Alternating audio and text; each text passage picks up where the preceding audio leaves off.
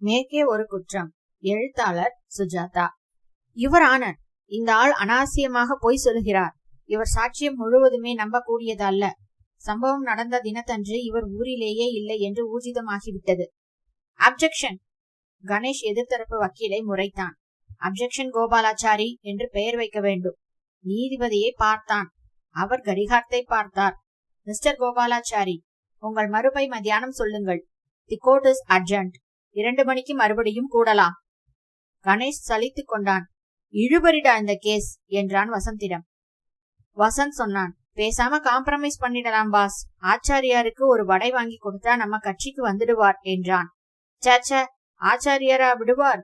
கூசாம எல்லோரும் பொய் சொல்றாங்க வசந்த். அதான் எனக்கு பிடிக்கல. இந்த கோர்ட்ல ஒவ்வொரு செங்கல்லுமே பொய்யை எதிரொலிச்சு. ஹலோ, அது யாரு? பார்வையாளர்களின் பகுதியில் தனியாக உட்கார்ந்து அவர்கள் இருவரையும் நேராக பார்த்து கொண்டிருந்த அந்த பெண் எழுந்து அவர்களை நோக்கி நடந்து வந்தாள். கணேஷ் கிளம்ப வசந்த், கொஞ்சம் இருங்க பாஸ், பட்சி நம்மை நோக்கிதான் வருது என்றான். அந்த பெண் அருகில் வர எஸ் என்றான் வசந்த். அவள் கண்களில் சற்ற அச்சம் இருந்தது. 20 வயது இருக்கலாம். கண்களில் அடிக்கடி மையிட்டு அழிந்த சுவடு தெரிந்தது. பெரிய கண்கள், வட்ட முகம், சற்று குட்டையான பெண், கச்சிதமான உடலமைப்பு, நன்றாக ஓடுவாள் போல இருந்தது. மிஸ்டர் கணேஷ், உங்களை நான் தனியாக சந்திக்கணும். இந்த கேஸ் விஷயமாகவா என்றான் கணேஷ். இல்ல, வேற விஷயமா. கணேஷ் தன் கை கடிகாரத்தை பார்த்தான். 1:05 என்றது எல்சிடி கடிகாரம். கேஸ் கட்டுகளை கொஞ்சம் படிக்க வேண்டும். பசி பிராணன் போகிறது. இந்த சமயத்தில் ஒரு புதிய பெண்ணின் விவகாரத்தை கேட்க விருப்பமாக இல்லை அவனுக்கு. சரி, சாயங்காலம் பார்க்கலாம், இப்ப எனக்கு அவகாசம் இல்ல. அந்த பெண்ணின் கண்களில் ஏமாற்றம் தெரிந்தது. அது வசந்தின் கண்களிலும் பிரதிபலித்தது. வசந்துக்கு பெண்கள் என்றால் ஒரு தனி அவஸ்தை. ரொம்ப முக்கியமான விஷயம். எனக்கு என்ன செய்யறது, யாரை கேக்குறதுன்னே தெரியல. உங்களை பத்தி கேள்விப்பட்டிருக்கேன். உங்க ஆபீஸ்க்கு போனேன். கோர்ட்ல இருக்கிறதா சொன்னாங்க. இங்க வந்துட்டேன். அப்பல இருந்து உங்களுக்காக காத்திருக்கேன். மாட்டேன்னு சொல்லாதீங்க, ஒரு 1/2 மணி போதும். மாட்டேன் நான் சொன்னேன். சாயங்காலம் பேசலாம் தானே சொன்னேன். வசந்த் சொன்னான். அதானே, அதுக்குள்ள அவசரமா உங்களுக்கு என்றான். நீங்க? என் பெயர் வசந்த். நீங்க எல்லாம் எனக்கு பிடிக்காது. கால்வி வசந்த். வசந்த், புதுசா ஒரு கேஸ் ஆரம்பிக்கிறதுக்கு இப்ப டைம் இல்ல. இன்னும் இந்த கேஸ் காகிதங்களையே சரியா பாக்கணும். சாப்பிடணும். சாப்பிடுற போது உங்ககிட்ட சொல்லலாமா என்றால் அந்த பெண். சாப்பிடுற போதுதான் நாங்க இந்த கேஸை டிஸ்கஸ் பண்ண போறோம். கோர்ட்டு கலைஞ்சதும் உங்களை சந்திக்கிறோம் என. மிகுந்த ஏமாற்றத்தில் அவள் கண்களில் லேசான கண்ணீர் தெரிந்தது. உங்க பேர் என்ன? தீபா. தீபா பிரகாசமானா இருக்கணும். இப்ப என்ன ஆயிடுத்து? அழறீங்களே என்றான் வசந்த். 3 மணிக்கு நான் ஒத்திகைக்கு போகணும். போங்க என்றான் கணேஷ். ஒத்திகையா? நீங்க நாடகத்துல நடிக்கிறீங்களா? இல்லை, நாட்டியம் கலாராதனான்னு ஒரு குரூப்ல இருக்கேன். இருங்க என்றான் கணேஷ். வந்துடுவோம். கேஸ் முடிஞ்சதும் நீங்க சந்திக்கலாம். கொஞ்சம் வெயிட் பண்ணினீங்கன்னா சட்டு புட்டுன்னு முடிச்சிட்டு. வசந்த், இப்ப முடியாதா? சொல்லிட்டாரே, உங்களை ஒரு டான்ஸ்ல பார்த்த ஞாபகம். வசந்த், நீ இப்ப வரப்போறியா இல்லையா? வந்துட்டேன் பாஸ். See later Deepa. அவள் தீர்மானமின்றி நிற்க வசந்த் பிரியாவிடை கொடுத்து விட்டு கணேஷுடன் சேர்ந்து கொண்டான். நடந்தார்கள். அவள் வெறித்து நின்று கொண்டிருந்தாள். ஹைகோர்ட்டின் பிரதான வாசலில் கருப்பு கோட்டு வக்கீல்களின் பின் கட்சிக்காரர்கள் அலைந்து கொண்டிருக்க, பஸ்கள் கூட்டமின்றி மத்தியான சாப்பாட்டிற்கு சென்று கொண்டிருக்க, புதிய கட்டடம் கட்டப்படும் இடத்தில் எலக்ட்ரிக் ஹாமர் படபடக்க, சைனா பஜாரின் பிளாட்பாரங்களில் கடவுளின் படங்கள் கூட எதை எடுத்தாலும் எட்டனாவுக்கு விற்கப்பட, ஒரு நிழலான ஆசாமி அவர்களிடம் ஒரு வெயில் கண்ணாடி விலைக்கு வேண்டுமா என்று கேட்டான். இஜாதகருடைய கையில் தனரேகை தீர்க்கமாக இருப்பதால் வருகிற தை மாதம் 15ஆம் தேதிக்குள் திரவியங்கள் செழித்து கொட்டத் தொடங்கும் என்று ஒரு லென்ஸ் மூலம் ஒரு சவலை கையை பார்த்து பலன் சொல்லிக் கொண்டிருந்தான் அந்த எட்டனா ஜோசியன். சிறகு ஒடிந்த கிளிகள் அழுக்கு சீட்டுகளை புரட்டி தேர்ந்தெடுத்து விட்டு நெல்மணிகள் பெற்றுக்கொண்டு சமர்த்தாக தம் சிறைக்கு திரும்பின. ஒரு பெண் பிளாட்பாரத்தில் அழுந்து கொண்டிருந்தாள். 1000 பேர் கவனிக்காமல் நடந்து சென்றார்கள். கணேஷும் வசந்தும் கீதா பவனுக்கு சென்று பாம்பே மீல்ஸ் ஆர்டர் செய்தார்கள். சச்ச, நீங்க சில சமயங்களில் ரொம்ப ஹார்ஷ் என்றான் வசந்த். ஒரு கேஸை எடுத்துக்கிட்டா அதை உருப்படியா முடிச்சுட்டு அப்புறம் அடுத்ததுக்கு தாவலாம். டிவோர்ஸ் கேஸா இருக்குமோ? இல்லை, கல்யாணம் ஆயிருக்காது. கழுத்துல ஒன்னையும் காணோம். நான் கழுத்தை பார்க்கலை பாஸ். எனக்கு தெரியுமே. இல்ல பாஸ், அவ கண்களில் ஒரு அவசரம், ஒரு அச்சம் இருந்ததே, அதை பார்த்துக்கிட்டு இருந்தேன். எந்த அவசரமும் சாயங்காலம் வரை தாமதிச்சே ஆகணும். இந்த கேஸ் போற போக்க நல்லாவே இல்ல. நாம கோட்டை விட்டுட்டு இருக்கோம்னு தெரியுது. ஃபைலை எடு. அதற்கு பின் அவர்கள் அந்த பெண்ணை மறந்து விட்டார்கள். கோர்ட்டுக்கு திரும்பி சென்ற பொழுது அவள் இல்லை. கோபாலாச்சாரியார் மேலும் பொய்களை ஜோடித்தார். நீதிபதிக்கு அருகில் இருந்த டைப் இயந்திரம் அவைகளை ஒன்று விடாமல் வாங்கி அடித்துக் கொண்டிருந்தது. பிரிட்டிஷ் காலத்து மின்விசிறி ஒன்று சத்தம் போட்டு சுழன்று கொண்டிருந்தது. கணேஷ் வாதாடும் வழக்கு அதன் 6வது வருஷத்தில் இருந்தது. யாரு ஜெயித்தாலும் தோற்ற கட்சி அப்பீல் செய்ய போகிறது. நிச்சயம் சுப்ரீம் கோர்ட் வரை அது செல்லும். வெளியே வானத்தில் ஒரு ஏரோப்ளேன் விரைந்து கொண்டிருக்க நீதி ஒரு தேர் போல் மெல்ல மெல்ல நாட்களாய் வருஷங்களாய் நகர்ந்து கொண்டிருந்தது. 3:30 மணிக்கு கோர்ட் கலைந்து விட்டது. நீதிபதி கம்பராமாயணம் பற்றி பேச புரசைவாக்கம் போக வேண்டும். கணேஷும் வசந்தும் கணேஷின் சேம்பருக்கு வந்தார்கள். அந்த பெண் அங்கே காத்திருப்பாளோ என்று எதிர்பார்த்தான் வசந்த். கோச்சிட்டு போயிருப்பா என்றான். யாரு? தீபா. ஓ அவளா? அவளை விடு. அந்த AIR 1971 எடு. ராமு 2 கோப்பைகளில் டீ கொண்டு வந்தான். கணேஷ் அருந்தி கொண்டே படித்தான். இல்லே பாஸ், அந்த பொண்ணு ஒரு மாதிரி பயந்திருந்தாப்புல இருந்தா. அவை நம்மை விட்டுட்டாலும் நீ அவளை விட மாட்டியா? அவளை தட்டி கழிச்சு நம்ம தப்பு பண்ணிட்டோம்னு எனக்கு ஒரு பட்சி சொல்லுது. ராமு, யாராவது ஒரு பொண்ணு வந்திருந்தாளா? வந்திருந்தாங்க. எப்போ? 1 மணி 1:30 மணி இருக்கும். அப்பல இருந்து காத்திருந்தாங்க. சின்ன பொண்ணா? ஆமாங்க. அப்புறம் ஒரு ஆள் வந்தாரு. அந்த அம்மாவை கேட்டாரு, நீங்க யாருக்காக காத்திருக்கீங்கன்னு. கணேஷ் ஐயாவுக்குன்னு சொன்னாங்க. கணேஷ் ஐயா தான் அழைச்சுக்கிட்டு வர சொன்னாருன்னு சொல்லி கூட்டிட்டு போயிட்டாருங்க டாக்ஸில. என்னடா வளர, 10 அடியில இருக்கு கோர்ட்டு, டாக்ஸில போனாங்களா? கணேஷ் ஐயா வேற ஏதோ ஆபீஸ்ல அவங்களுக்காக காத்திருக்கிறதா சொல்லி அழைச்சுக்கிட்டு போயிட்டாப்ல. சரிதான். இதுக்கு முன்னாடி அந்த ஆளை பாத்திருக்கியா நீ? இல்லைங்க, புது ஆளு. கணேஷ் நிமிர்ந்தான். என்னடா? அந்த பொண்ணு இங்க வந்து காத்திருக்கா. ஒரு ஆள் நீங்க கூப்பிட்டு அனுப்பிச்சிங்கன்னு சொல்லி அவளை டாக்ஸில அழைச்சிட்டு போயிருக்கான். பாவங்க, ரொம்ப நேரம் காத்திருந்துச்சு. பயந்த மாதிரி அடிக்கடி இங்கேயும் அங்கேயும் பாத்துக்கிட்டே இருந்துச்சு. பேப்பர்ல கிறுக்கிட்டே இருந்துச்சு. மேஜை மேல் ஒரு காகிதத்தில் பால் பாயிண்ட் பேனாவினால் வட்டங்கள் வட்டங்களாக வரைந்திருந்தாள் தீபா. தீபா எங்கே? சம்திங் ஃபிஷி என்றான் வசந்த். வினோதமாத்தான் இருக்கு வசந்த். அவ ஏதோ குழுவுல டான்ஸ் ஆடுற பொண்ணுன்னு சொன்னாளே, கலாராதனான்னு ஞாபகம் இருக்கு. வசந்த், நீ உடனே அங்க டெலிபோன் செஞ்சு அவ வந்துட்டாளான்னு கேளு. அவ அங்க வரலன்னா அவ வீட்டு விலாசம் கேளு. வசந்த் அதற்குள் டைரக்டரை புரட்டி கலாராதனாவை தேடினான். ஹலோ, கலாராதனாவா? மிஸ் தீபாவோட கொஞ்சம் பேசணும். வசந்த் சற்று நேரம் கவனித்தான். அவன் முகம் மாறியது. அவங்க விலாசம் இருக்குமா? என் பேர் வசந்த், அவங்களுக்கு தெரிஞ்சவங்க. கொஞ்சம் இருங்க, எழுதிக்கிறேன். தேங்க்ஸ். எழுதி கொண்டான். வைத்தான். ரிஹர்சலுக்கு வரவே இல்லையாம். 3 மணியிலிருந்து காத்திருக்கிறார்களாம். விலாசம் கொடுத்தாங்க. கணேஷ் அந்த பெண் கிறுக்கியிருந்த காகிதத்தை பார்த்தான். வெறும் வட்டங்கள், ஒன்றுடன் ஒன்று தொட்டுக்கொண்டு குறுக்கிட்டு கொண்டு காத்திருக்கும் பொழுது அவள் கைகள் தன்னெறியாமல் வரைந்திருந்த வட்டங்கள். ஏண்டா தூங்குமுஜி, புதுசா ஒரு ஆள் வந்தா உடனே உள்ள விட்டுடுறதா என்று ராமுவின் மேல் பாய்ந்தான் வசந்த். நான் என்னங்க செய்யறது? நம்ம ஆபீஸ்க்கு எவ்வளவோ பேர் வராங்க. கமான் வசந்த், அவங்க கொடுத்த விலாசத்துல போய் விசாரிக்கலாம் வா என்றான் கணேஷ். ராஜா அண்ணாமலைபுரத்தில் இருந்தது அந்த விலாசம். சமீபத்திய மழையினால் சேரும் சகதியுமாக கார்ப்பரேஷன் கடாட்சம் படாமல் இருந்தது. அந்த ரோடு தாழ்வாக கூரையிட்ட ஒரு பள்ளி, பேங்க் ஊழியர்கள் ஒரே மாதிரி வீடு கட்டி கொண்ட ஒரு காலனி, மிச்சமிருக்கும் காலி மனைகளில் கட்சி கொடிகள், நாய்கள் சகிதமாக குடிசைகள், ஒரு சர்ச். கணேஷின் ஃபியட் அந்த சிறிய வீட்டின் முன் நின்றது. மயிலாப்பூர் ராமாராவ் மிருதங்க வித்வான் என்று போர்டு போட்டிருந்தது. அதன் கீழ் நின்று ஒரு பட்டி நாய் குலைத்து விட்டு உடனே வாலாட்டியது. உள்ளே ஜதிகள் ஒலிக்க யாரு என்று ஒரு பெண் குரல் ஒலித்தது. இங்கே தீபான்னு ஒருத்தரை மிருதங்க ஒலி நின்றது. அவுட் ஆஃப் என்றது ஒரு ஆண் குரல். மயிலாப்பூர் ராமராகவாக இருக்க வேண்டும். அவர்கள் அவுட் ஹவுஸ் நோக்கி செல்ல மறுபடியும் ஜதிகள் துவங்கியது. காம்பவுண்ட் சுவர் அடுத்த வீட்டு ஜன்னல் ஊடே டெலிவிஷனில் பாகிஸ்தான் கிரிக்கெட் தெரிந்தது. கதவை தட்டினான். மணியை பார்த்தான். 4:55. ஒரு 50 வயது அம்மா திறந்தாள். யாரு?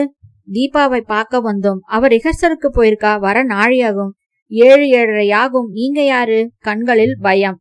என் பேர் கணேஷ், ஒரு வக்கீல். தீபா வந்தா கணேஷ் வந்து விசாரித்தாருன்னு சொல்லுங்கோ. நீங்க அவங்க தாயாரா? ஆமாம். வக்கீல் எதுக்கு? அவ கிளம்பி போற விஷயமா ஏதாவது இருக்குமோ தெரியல. எங்களை பார்க்க மத்தியானம் வந்திருந்தாங்க. சாயங்காலம் வர சொல்லியிருந்தோம். வரல. இந்த பக்கமா போனோம். விசாரிச்சு பார்க்கலாமேன்னு வந்தோம். வேறொன்னும் விசேஷம் இல்ல. வந்துருவா 7 மணிக்குள்ள. வந்தா சொல்றேன். நிக்கிறேளே. இல்லை, நாங்க வரோம். திரும்பி செல்லும் பொழுது ஒரு ஹோட்டலில் இருந்து மறுபடியும் கலாராதனவனுக்கு டெலிபோன் செய்தார்கள். அவள் அங்கே வரவில்லையாம். வேற எங்கேயாவது போயிருப்பாள். ஆளை விடு. அந்த பெண்ணை பற்றி முழுக்க தெரியாது.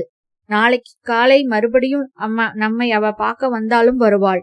பின்ன எதுக்கு பாஸ் இவ்வளவு தூரம் வந்தோம்? ஹானஸ்ட் வசந்த், எனக்கு கூட சற்று கவலையாத்தான் இருந்தது. அந்த வட்டங்கள். கணேஷ் தன் பைக்குள்ளிருந்து அந்த காகிதத்தை எடுத்து பார்த்தான். கையில நடுக்கம் தெரியறது, மனதுல உளைச்சல் தெரியறது. வட்டங்கள். இப்ப என்ன செய்யறது? அவ்வளவுதான், அத்தியாயம் முடிஞ்சது. வீட்டுக்கு போய் கோபாலாச்சாரியின் பொய்களுக்கு எதிர் பொய்கள் தயாரிக்க வேண்டியதுதான். இரவு அந்த பெண் கணேஷின் நினைவுகளில் சில தடவை தென்பட்டாள். அந்த வட்டங்கள் அவனை சிந்திக்க வைத்தன. நடுநடுவே கணேஷின் தற்போதைய வழக்கின் சிந்தனைகளும் குறுக்கிட, மறுபடியும் அந்த பெண் குறுக்கிட, குழப்பமான நிலையில் தூக்கமின்றி மாத்திரைகளை நாடினான். காலை துல்லியமாக இருந்தது. அந்த பெண் அகன்று விட்டாள். பால் கலக்காமல், சர்க்கரை கலக்காமல் காஃபி சாப்பிட, அதன் கசப்பு நாக்கை தாக்க, கதவின் அடியில் கிடந்த செய்தித்தாளை ஒரு சிகரெட் பற்ற வைத்துக் கொண்டு பார்வையிட்டான் கணேஷ்.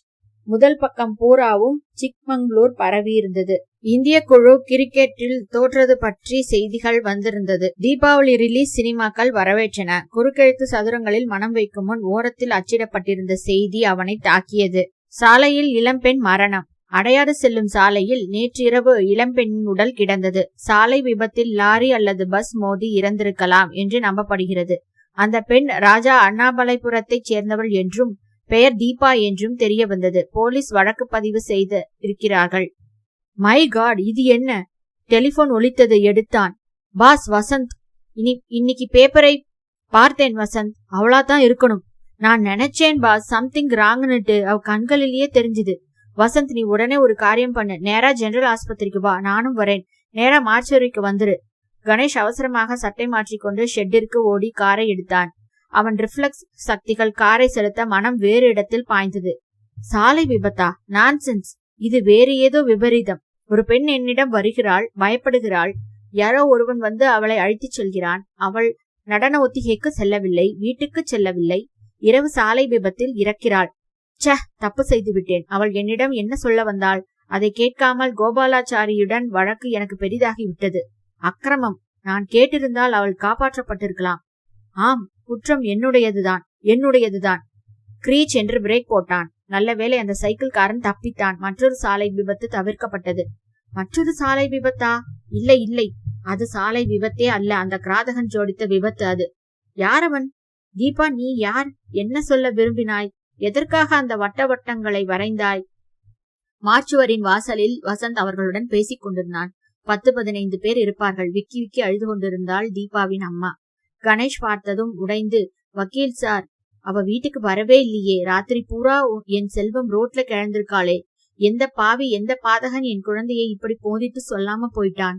நான் எதுக்கு இருக்கணும்? நான் போறேன் என்று மார்பில் அடித்துக் கொண்டு அழுதாள். மெதுவாக மார்ச்சுவரியில் சரிவிலிருந்து அந்த சக்கரவண்டி வெளிவர, காக்கை சட்டை சிப்பந்திகள் ஒருவருக்கொருவர் சிரித்து பேசிக்கொண்டே நகர்த்தி கொண்டு வந்தார்கள். வெள்ளை துணி மூடப்பட்டு தீபாவின் முகம் மட்டும் தெரிந்தது. சாந்தமாக இருந்தது. அருகில் இருந்த இளம் பெண்களும் அம்மாவும் கதறினார்கள். அந்த பெண்கள் நாட்டிய குழுவைச் சேர்ந்தவர்களாக இருக்க வேண்டும். தீபாவின் கை தெரிந்தது. சற்று நீளம் பாரித்திருந்தது. அந்த வட்டங்களை வரைந்த கைகள், கண்களில் இன்னும் மையின் சுவடுகள் தெரிந்தன. ஒரு செகண்ட் ஜிலுஜிலுவென்று நகைகள் அணிந்து கொண்டு கண்களில் மையெழுதி சலங்கை குலுங்க தீபா நடனமாடினாள். என் கண்ணே, என் செல்வமே, என்னை விட்டுட்டு போயிட்டியேடி என்று தீபாவின் அம்மா கதறி அழுதாள். ஹலோ இன்ஸ்பெக்டர், என் பெயர் கணேஷ். நான் ஒரு லாயர். ஹலோ. நிச்சயமா டிராபிக் ஆக்சிடென்ட் தானா? அப்படிதான் தெரியுது. டயர் மார்க் தெரியுது உடம்பு மேல. போஸ்ட்மார்ட்டம் ரிப்போர்ட்டும் கன்ஃபார்ம் பண்றது. கிளீனா பெல்விஸ்ல வண்டி ஏறி இருக்குது. பாய்சனிங், ஸ்ட்ராங்குலேஷன் எதுவுமே இல்ல. Hit and run. எந்த இடத்துல விபத்து நடந்தது? அடையார் பக்கம், கொஞ்சம் தனியான ரோடு. ராத்திரி. பாஸ்டர் கண்மண் தெரியாம அடிச்சுட்டு பறந்திருக்கான்.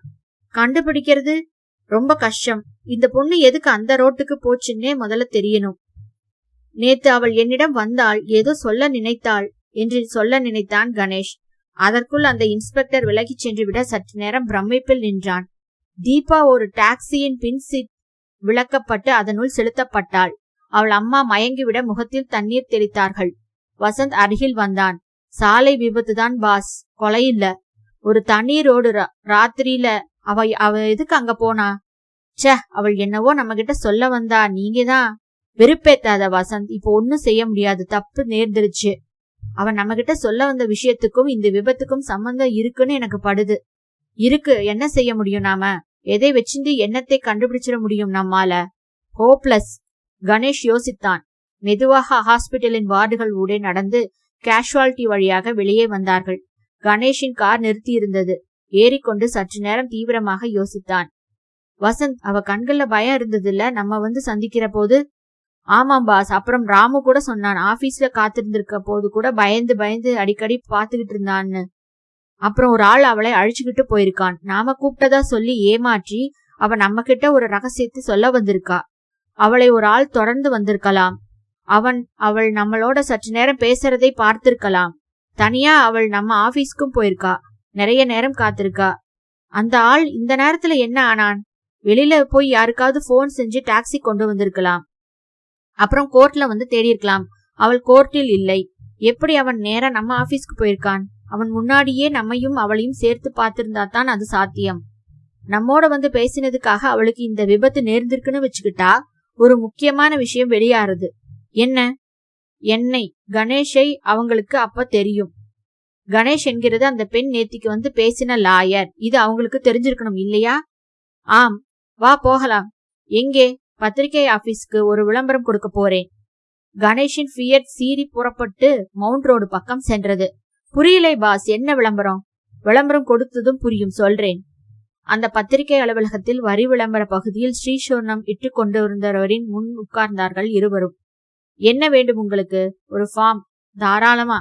தந்தி ஃபார்ம் போன்றிருந்த அந்த காகிதத்தில் கணேஷ் நிரப்பினான். அன்புள்ள தீபா, நீ நேற்று இறந்து விட்டாய். ஆனால் உன் நினைவு எப்போதும் என்னை விட்டு நீங்காது. நீ சொன்ன வார்த்தைகளையும் செய்திகளையும் நான் மறக்க மாட்டேன். கணேஷ். அந்த ஸ்ரீசூர்ணாச்சாரி வார்த்தைகளை எண்ணினான். பர்சனல்ல போடுறோம். நாளை பேப்பர்ல வரணுமா? ஆமாம். 2ஆம் பக்கம் தானே? இல்ல, பெருசா ப்ராமினெண்டா கடைசி பக்கத்துல அல்லது முதல் பக்கத்துல போட முடியுமா? ரூபா நிறைய ஆகும். எத்தனை? அவன் மறுபடியும் வார்த்தைகளை எண்ணி 300 சொச்சம் என்றான். கணேஷ் பர்ஸை எடுத்து எண்ணி பரவாயில்ல போட்டுருங்க என்று கொடுத்தான். உங்க அட்ரஸ் இந்த இடத்துல ரொப்பிடுறா? நிரப்பினான். அதை தழகீழாக படித்துக்கொண்டு, கணேஷ், நீங்களா அந்த கணேஷ்? ஆமாம். நீங்க? வசந்த். சோ கிளாட் உங்களை மீட் பண்ணதுல ரொம்ப சந்தோஷம். என் டாட்டர் கேட்டா குதிப்பா. என்ன வயசு? 44. உங்களுக்கு இல்ல, உங்க பொண்ணுக்கு 17. பேர் என்ன? அலமேலுவா? எப்படி கண்டுபிடிச்சேன்? ஒரு சித்தர் சொல்லி கொடுத்த வித்தை. கமான் வசந்த். வரேன் சார், ரொம்ப தேங்க்ஸ். நாளைக்கு போட்டுடுறேளா? கட்டாயம். உங்களுக்கு இல்லாமையா? வெளியே வந்ததும் வசந்த், அலமேலுன்னு தான் பேர் இருக்குமே தவிர. ஷட்டப். எப்ப பார்த்தாலும் உனக்கு இதே தாண்டா. செத்து ஒழிஞ்சு போயிட்டாலே தீபா.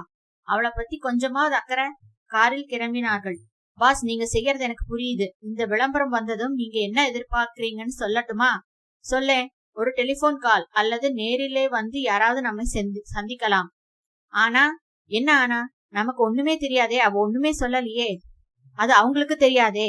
இந்த விவகாரம் கொஞ்சம் அபாயகரமாக போகுதுன்னு எனக்கு பற்றி சொல்றது. கராத்தே பழகிருக்கீல்ல? வெட்டுக்குத்து சமாச்சாரமா இருந்தா பார்க்கலாம் வசந்த். எனக்கு நிஜமாகவே ஒரு குற்ற உணர்ச்சியும் வருத்தமும் இருக்கிறது. அந்த பெண்ணை நாம தட்டி கழிச்சதுல தான் இந்த வினை நிகழ்ந்திருக்குன்னு எனக்கு உறுத்திக்கிட்டே இருக்கு. ஏதாவது பிராயச்சித்தம் செய்தே ஆகணும். பாத்துரலாம். போலீஸ் கிட்ட சொல்ல வேண்டாமா? அதுக்கு இன்னும் நேரம் இல்லை. இது விபத்துன்னு நீங்க நம்புறீங்கல்ல?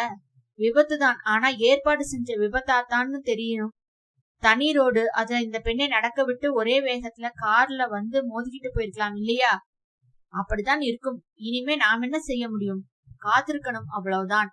மார்ச் வரையில காலையில காத்திருந்த பொழுது அந்த பெண்ணை பத்தி சில விவரங்கள் தெரிஞ்சது பாஸ். சொல்லு. காலையில 11 மணி வரைக்கும் வீட்டுலதான் இருந்தாளாம். போஸ்டல் டியூஷன்ல BA படிக்குதாம். மதுரை யூனிவர்சிட்டியில ஏதோ கரஸ்பாண்டன்ஸ் கோர்ஸ். நாட்டியம் நல்லாவே ஆடுமாம். சினிமால சேர்ந்துடலாம்னு ஆசை இருந்ததாம். லஸ்கானர்ல கடைக்கு போயிட்டு அப்புறம் போஸ்ட் ஆபீஸ் போயிட்டு லைப்ரரிக்கு போயிட்டு ஒத்திகைக்கு போறேன்னு சொல்லிட்டு போச்சாம். நம்மை வந்து பார்க்கறது பத்தி ஒருத்தருக்கிட்டையும் சொன்னதா தெரியல. அந்த கலாராதனாங்கிறது ரொம்ப நல்ல பிரபலமான மரியாதைக்குரிய குரூப். சிறப்பா நாட்டிய நாடகங்கள் எல்லாம் நடத்துறாங்களாம். அவளுக்கு ஏதாவது பணத்தொந்தரவு, காதல் இப்படி ஏதாவது இருந்ததா தெரியல. அவுட் ஹவுஸ்ல இருந்துகிட்டு மெயின் வீட்டையும் மானியும் கீழுமாய் வாடகைக்கு விட்டுருக்காங்க. வீடு அவங்களதுதான். வர வாடகை அம்மா பொண்ணுக்கு போதுமானதா இருந்திருக்காம். அடையார் பக்கம் விபத்து நடந்த இடத்துல தெரிஞ்சவங்க சொந்தக்காரங்க யாராவது? ஒருத்தரும் கிடையாதாம். அதுதான் உதைக்குது. பாக்கலாம். விளம்பரம் வரட்டும். விளம்பரம் வந்த மறுநாள் மாலையே கணேஷுக்கு அந்த டெலிபோன் வந்தது. கோர்ட்டிலிருந்து திரும்பி வந்ததும் முகம் கழுவி விட்டு காலையில் விட்டு வைத்திருந்த ஒரு குறுக்கெழுத்து சதுரங்களில் ஆழ்ந்திருந்த பொழுது டெலிபோன் வந்தது. வசந்த் அப்பொழுது அங்கு இல்லை. கணேஷ் தான் எடுத்தான். Hello, Ganesh speaking. Who is this? நீங்க தான் விளம்பரம் கொடுத்ததா? ஆழமான ஆண்குரல். குரலுக்கு 45 வயது இருக்கலாமோ? ஆமா, நான் தான். கணேஷின் கைகள் சற்று நடுங்கின. உனக்கு என்ன தெரியும்? அதட்டல். எல்லாமே தெரியும், எல்லாமே சொல்லிட்டா தீபா. சற்று நேரம் மௌனம். என்ன செய்ய போற? அலட்சியம். அதை நான் ஏன் உங்ககிட்ட சொல்லணும்? எங்க போய் தொலைந்தான் அந்த வசந்த்? சம்பாஷணையை இழுக்க வேண்டுமே. இத பார் கணேஷ், அந்த பெண்ணுக்கு ஆன கதி உனக்கும் ஆகக்கூடாதுல்ல? மிரட்டல். ஆகாது. பணம் வேணுமா? வியாபாரம் பேசுறியா? பேசலாம். வரியா?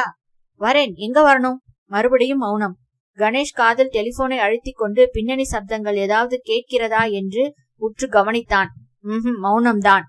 டெலிபோன் மறுபடியும் உயிர் பெற்று அந்த குரல் சரி, ஏற்பாடு பண்றேன் என்றது. எப்படி என்றான். பதில் இல்லை. தொடர்பு அருந்து விட்டது. கணேஷ் சற்று நேரம் அந்த டெலிபோனை வெற்றி பார்வை பார்த்தான். திரும்ப வைத்தான். மறுபடியும் டெலிபோன் வருமா? வரவில்லை. வசந்த் தான் வந்தான். சரியான சமயத்துல எங்க ஒழிஞ்சிடா நீ? ஏன், என்னாச்சு பாஸ்? டெலிபோன் வந்தது. அந்த ஆள் என்னை கான்டாக்ட் பண்ணிட்டான். ஓ கிரேட். என்ன சொன்னான்? வியாபாரம் பேசுறியான்னு கேட்டான். வர சொன்னான். எங்க? அது சொல்லல. சின்ன சின்ன வாக்கியங்களா ஒருத்தன் பேசினான். குரல் ஒரு மாதிரி இருந்தது. ஒரு கட்சி பழியா பேசுறான்னு தோணித்து. வினோதமான குரல். அவன் பேசினதுல முக்கியமான விஷயம், அவன் என்னை ஒரு தடவை பயமுறுத்தினது. அந்த பெண்ணுக்கு அணுகதி உனக்கும் ஆகக்கூடாதில்லை என்றது. அந்த விபத்து இவங்க நிகழ்த்தினதுதான். கொஞ்சம் அபாயகரமா போயிட்டு இருக்கு பாஸ். பயப்படுறியா? பயம்னு இல்ல, போலீஸ்க்கு நாம எப்ப சொல்ல போறோம்னு தான் யோசிச்சுட்டு இருக்கேன். போலீஸ்க்கு இப்ப நாம என்ன சொல்ல முடியும்? கேஸை அவங்க கிட்ட விட்டுடலாமே. விடலாம். எனக்கு என்னவோ இன்னும் கொஞ்சம் இதை சோலோவா வாசிச்சுக்கலாம்னு தோணுது. நிலைமை கட்டுக்கடாம போற பொழுது சட்டன்னு ராஜேந்திரனுக்கு டெலிபோன் செய்திடலாம்.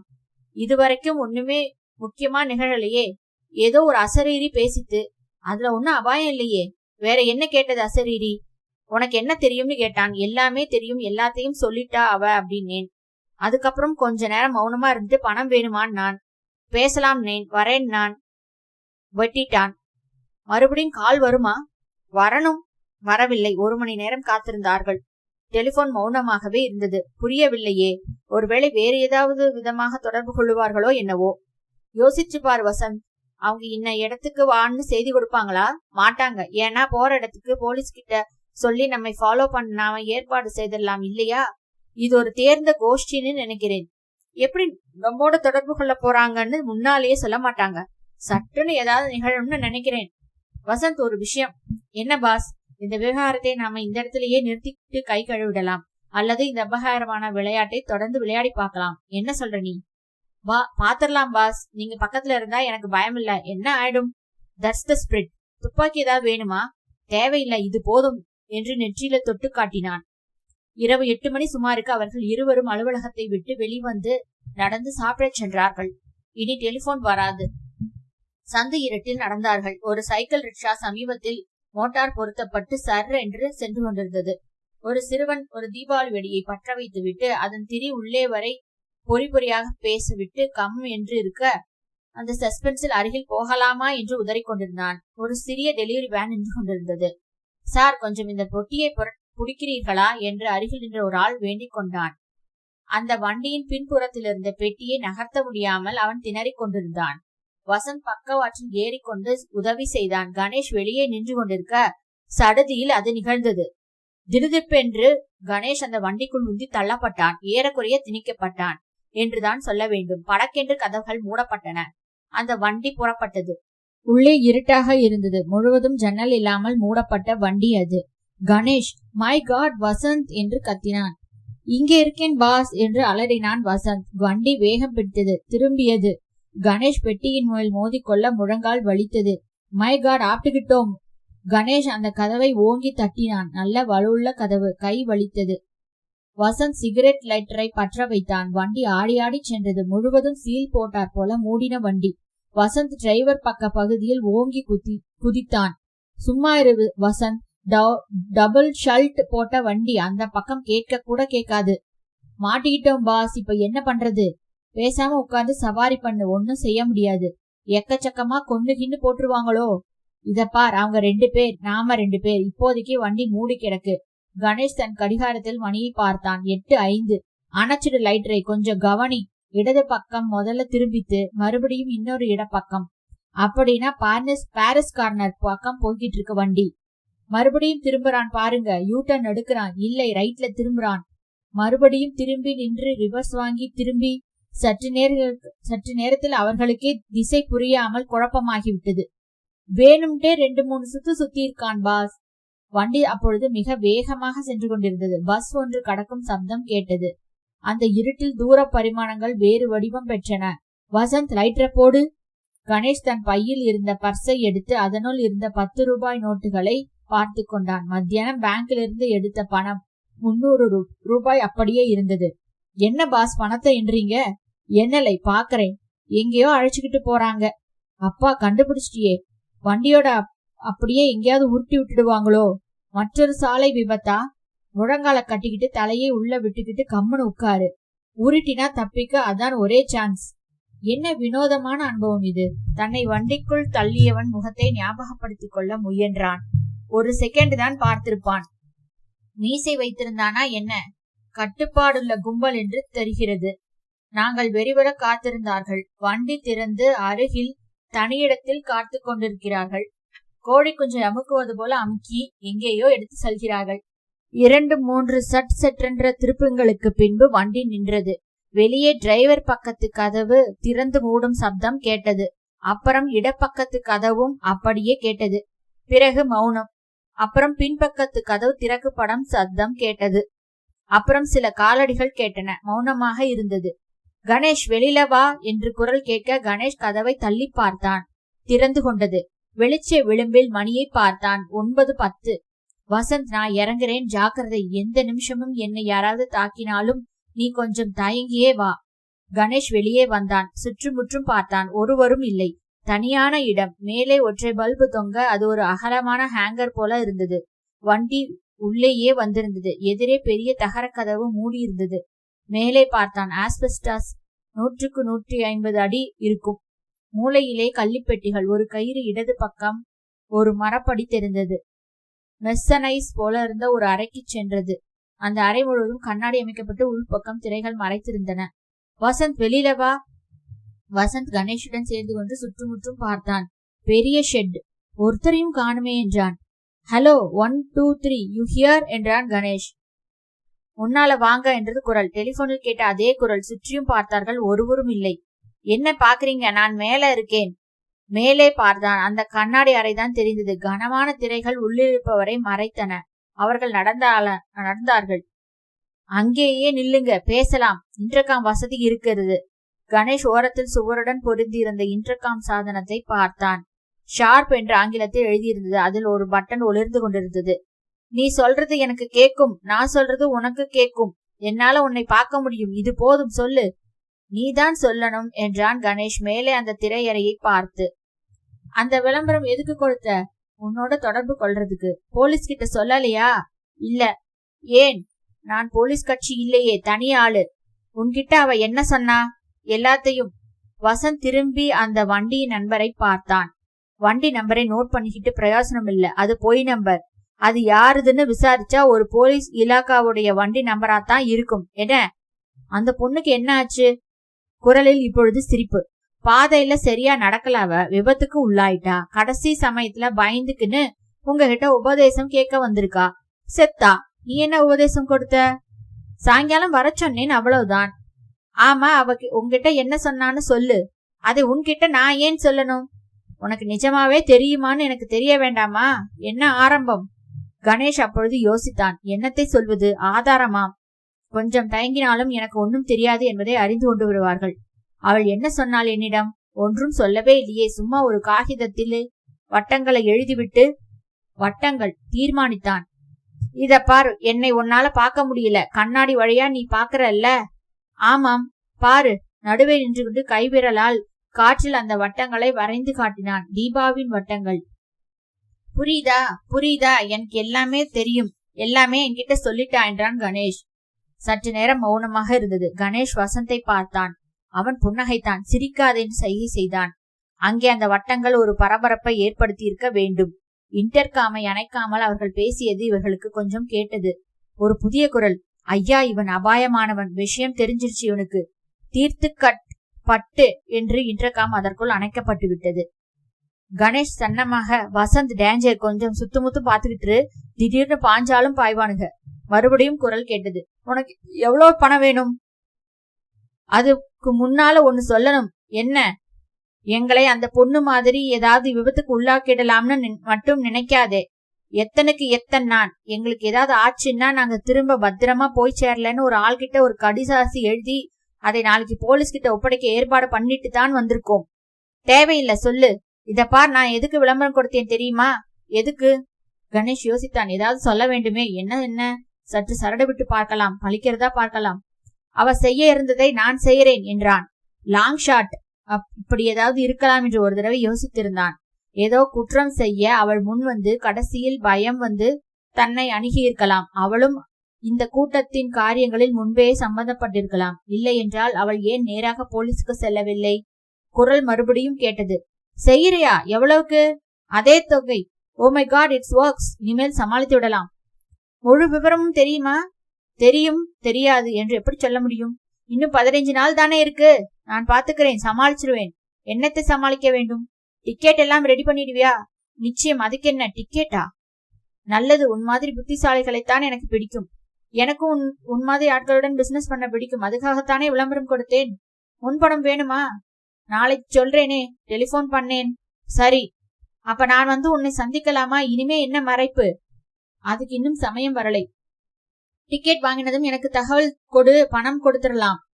டெலிபோன் நம்பர் சொல்லுங்க. வேண்டாம், அதே மாதிரி விளம்பரம் கொடு போதும். எங்க ஆட்கள் ஒருத்தரையும் நீ பார்க்க முடியாது. வேலை முடிஞ்சு உன்மேல் எங்களுக்கு நம்பிக்கை வந்து பிற்பாடுதான் சந்திக்க முடியும். பேசாமல் போய் வேன் கதவை சாத்திக்கிட்டு உட்காரு. திரும்பி கொண்டு போய் விட்டு விடுகிறோம். கணேஷ் தயங்கினான் இப்பொழுது.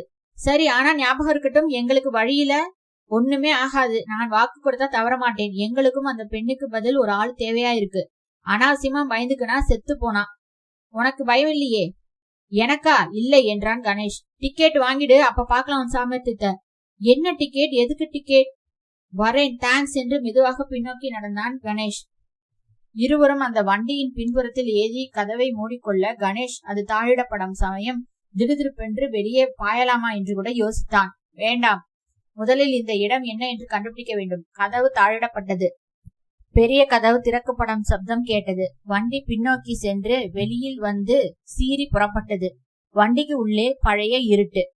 கணேஷ் தன் பையில் இருந்த பர்ஸை எடுத்து சில 10 ரூபாய் நோட்டுகளை பிரித்து பின் கதவில் தெரிந்த இடைவெளியில் திணித்து தட்ட அந்த ரூபாய் நோட்டுகள் சாலையில் சிதறி பறந்திருக்க வேண்டும்.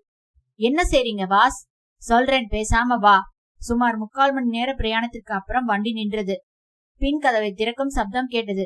இறங்குக என்று ஒரு அதட்டல். கதவை திறந்து இறங்கினார்கள். மையிருட்டு. கதவை திறந்து விட்ட ஆசாமி உடனே முன்பக்கம் ஓடுவது மெல்லிதாக தெரிய சடுதியில் வண்டி புறப்பட்டு விரைந்து செல்ல அதன் சிவப்பு விளக்கு தூரத்தில் மறைந்தது. தவளைகள் சப்தமிட்டன. எந்த இடத்தில் இருக்கிறோம் என்று தெரியவில்லை. மகா இருட்டு. தூரத்தில் ஒரு உயரமான விளக்கு தெரிந்தது. எங்கோ ஒரு சிவப்பு புள்ளி விளக்கு தெரிந்தது. வசந்த் லைட்டரை தட்டினான். அதன் ஜோதி அட்பாயசாக அணைந்தது. கேஸ் ஆயிடுத்து என்றான். நடா என்றான் கணேஷ். எந்த பக்கம்? தனி காட்டுல விட்டிருக்காங்க. ஏதாவது ஒரு திசையில நடந்தாகணும். 3 பரலாங்கு தூரம் நடந்ததும் வெளிய வெளிச்சத்தில் ஒரு பஸ் ஸ்டாப்பின் சின்னத்தை பார்த்ததும் அவர்கள் தெம்படைந்தார்கள். அரை மணிக்கு அங்கு காத்திருந்தார்கள். பஸ் வந்தது. பட்டாபிராம் பாரிமுனை மொஃபசல் பஸ். இந்த ரூட்டில் தான் அவர்கள் கொண்டு சென்ற இடம் இருக்கிறது என்று சொல்ல முடியாது. வேண்டுமென்றே ஊருக்கு வெளியே கொண்டு வந்து விட்டு போயிருக்கலாம்.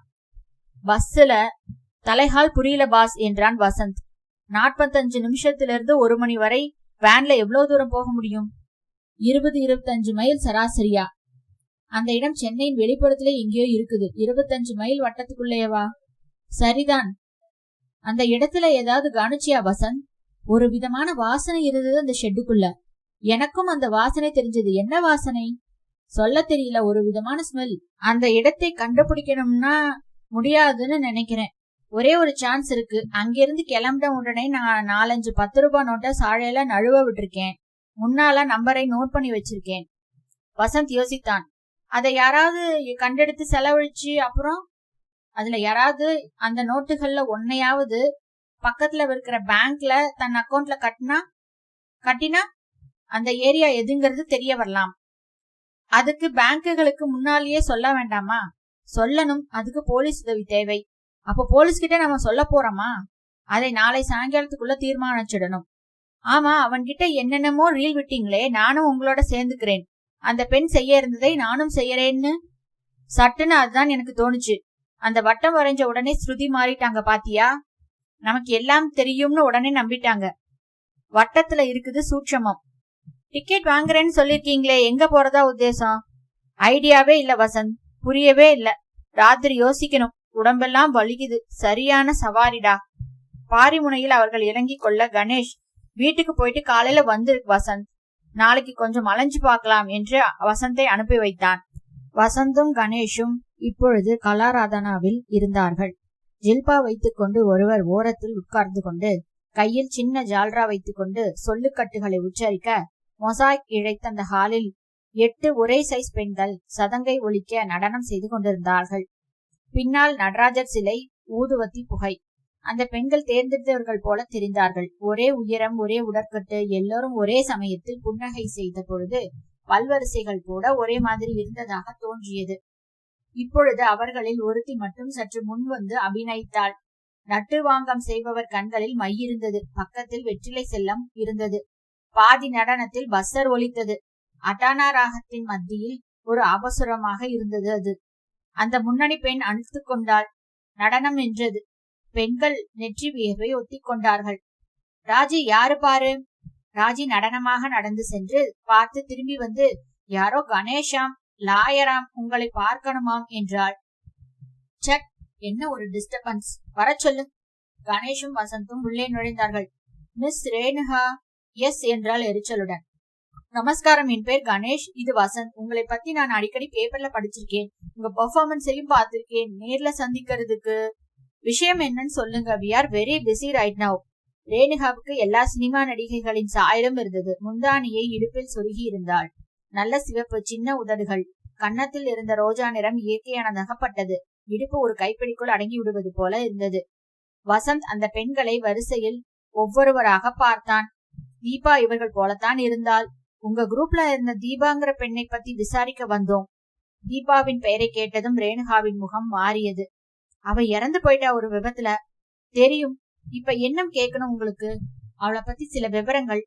நாங்க இப்ப நடன ஒத்திகை பார்த்துட்டு இருக்கோம். அரை மணி வெயிட் பண்றீங்களா? தாராளமா என்றான் கைகடிகாரத்தை பார்த்து. வெளியில விசிட்டர்ஸ் ரூம் இருக்கு, அங்க. ஓஎஸ், விசிட்டர்ஸ் ரூமில் அவர்கள் காத்திருக்க அந்த பழைய வீக்கிலியை புரட்டினான். கலாராதனாவை பற்றி கலர்படங்களுடன் ஒரு கட்டுரை பிரசுரமாகியிருந்தது. இதோ தீபா என்று அந்த போட்டோவில் காட்டினான். 8 பெண்களுடன் ஓரத்தில் நின்று கொண்டிருந்தாள். 10:30 கோர்ட்ல இருக்கணும் பாஸ். அது வரைக்கும் இந்த கேஸ் கண்ணை கட்டி காட்டுல வர மாதிரி இருக்கு.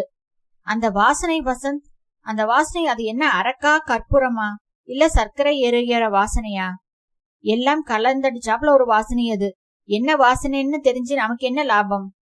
கணேஷ் யோசனையில் ஆழ்ந்தான். வசந்த் சிரித்து, டிக்கெட் வாங்கி வைக்கிறேன்னு தைரியமா சொல்லிட்டீங்க. எங்க டிக்கெட்? ரயில் டிக்கெட்டா, பிளேன் டிக்கெட்டா, இல்ல டிராமா டிக்கெட்டா, ஃபுட்பால் மேட்சா? 15 நாள் தானே இருக்குன்னு ஒரு தடவை அந்த ஆள் சொன்னான், ஞாபகம் இருக்கா? 15 நாளைக்கு அப்புறம் ஏதாவது முக்கியமான நிகழ்ச்சி இருக்கா? கலை விழா, புதுப்படம் அப்படி இருக்குன்னு நான் நினைக்கல. வேற என்ன சொல்ல தெரியல. எதுக்கும் இன்னைக்கு சாயங்காலம் வரை எதுவும் கண்டுபிடிக்கலன்னா ஆட்டம் க்ளோஸ். அத ரூபா நோட்டை விசிறிட்டு வந்ததை பத்தி போலீஸ் கிட்ட சொல்லிட்டு அம்பைல் வாங்கிட வேண்டியதுதான். கணேஷ் சிகரெட் பற்ற வைத்தான். ரேணுகா வந்தாள். சலங்கையை கழற்றி இருந்தாள். முகத்தை துடைத்து புறவை மாற்றி இருந்தாள். இங்க ஸ்மோக் பண்ணாதீங்க. இந்த இடமும் ஒரு கோயில் மாதிரி, கலை கோயில் மாதிரி நடத்துறோம். சாரி என்று சிகரெட்டை விரல்களால் தெரித்து அணித்து ஜன்னலுக்கு வெளியே எறிந்தான். தீபா ரொம்ப நல்ல பொண்ணு. வக்கீங்கிறீங்களே, ஏதாவது ஃபேமிலி ட்ரபிளா? அப்படி இல்ல. இறந்து போன தினம் காலையில தீபா எங்க கிட்ட வந்தா. ஏதோ சொல்ல நினைச்சா, கேட்கறதுக்கு சந்தர்ப்பம் ஏற்படல. அதுக்குள்ள இந்த விபத்து நிகழ்ந்து போச்சு. மிஸ் ரேணுகா, நீங்க சொல்லுங்க, தீபா எப்படிப்பட்ட பொண்ணு? சியர்ஃபுல் தான் சொல்லுவேன். ரொம்ப கெட்டிக்கார பொண்ணு. நல்லா பழகுவா, சிரிச்சு பேசுவா. அவன் ஞாபகார்த்தமா நேத்து ப்ரோக்ராமை கேன்சல் பண்ணிட்டோம். அவளுக்காக ஒரு பெனிஃபிட் பெர்ஃபார்மன்ஸ் நடத்த போறோம். A great loss for our group. What a pity. அவ சொந்த விஷயத்துல ஏதாவது சிக்கல்கள் இருந்ததா தெரியுமா உங்களுக்கு? எனக்கு தெரிஞ்ச வரைக்கும் ஒன்னும் கிடையாது. ஆனா நாங்க எங்க பெண்கள் சொந்த விஷயத்தில் அவ்வளவு தடையிடுறது இல்ல. டான்ஸ் டான்ஸ் டான்ஸ் டான்ஸ் தான் இங்க மூச்சு பேச்சு எல்லாம். அதிகமா பணத்தேவை ஏதாவது இருந்ததா அவளுக்கு? இல்லை, நீங்க எதுக்கும் அவ மதரை கேட்டு பார்க்கலாமே. கேட்க போறோம். இதெல்லாம் என்கிட்ட ஏன் கேக்குறீங்கன்னு எனக்கு புரியல. கணேஷுக்கும் புரியவில்லைதான். சுற்றுமுற்றும் பார்த்தான். வசந்த், உங்க டான்ஸ்னா எனக்கு ரொம்ப பிடிக்கும், சமீபத்துல பார்த்தேன் என்றான். எங்க பாத்தீங்க? அண்ணாமலை ஹால்ல. அங்க டான்ஸ் ஆடி 5 வருஷம் ஆச்சு. சாரி, கலைவாண ரங்கத்துல. சிரித்தாள் அவள். அங்கேயும் நான் ஆடினதே இல்லை. நீங்க எங்களை அனாவசியமா புகழ வேண்டியதில்லை. புகழெல்லாம் எனக்கு நிறைய வந்தாச்சு. வேற ஏதாவது கேட்கணுமா? வசந்த் இப்பொழுது முகம் மாறினான்.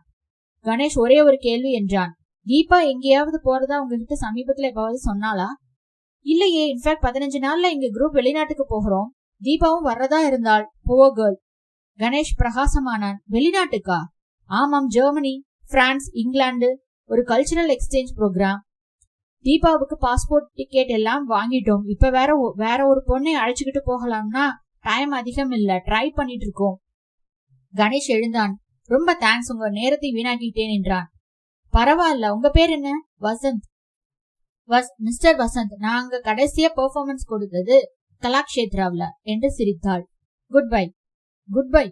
வெளியே வந்ததும் சரியானபடி வாரிட்டா என்றான் வசந்த். எப்பவுமே உன் அணுகல் முறை வேலை செய்யணும்னு நினைக்காதே வசந்த். ஒரு முக்கியமான தகவல் கிடைச்சிருக்கு பாரு. அவங்க 15 நாள்ல ஜெர்மனி போறாங்க. என்ன அர்த்தம்? வசந்த் யோசித்து, அந்த ஆளுக நம்ம டிக்கெட் வாங்க சொன்னது ஜெர்மனிக்கா?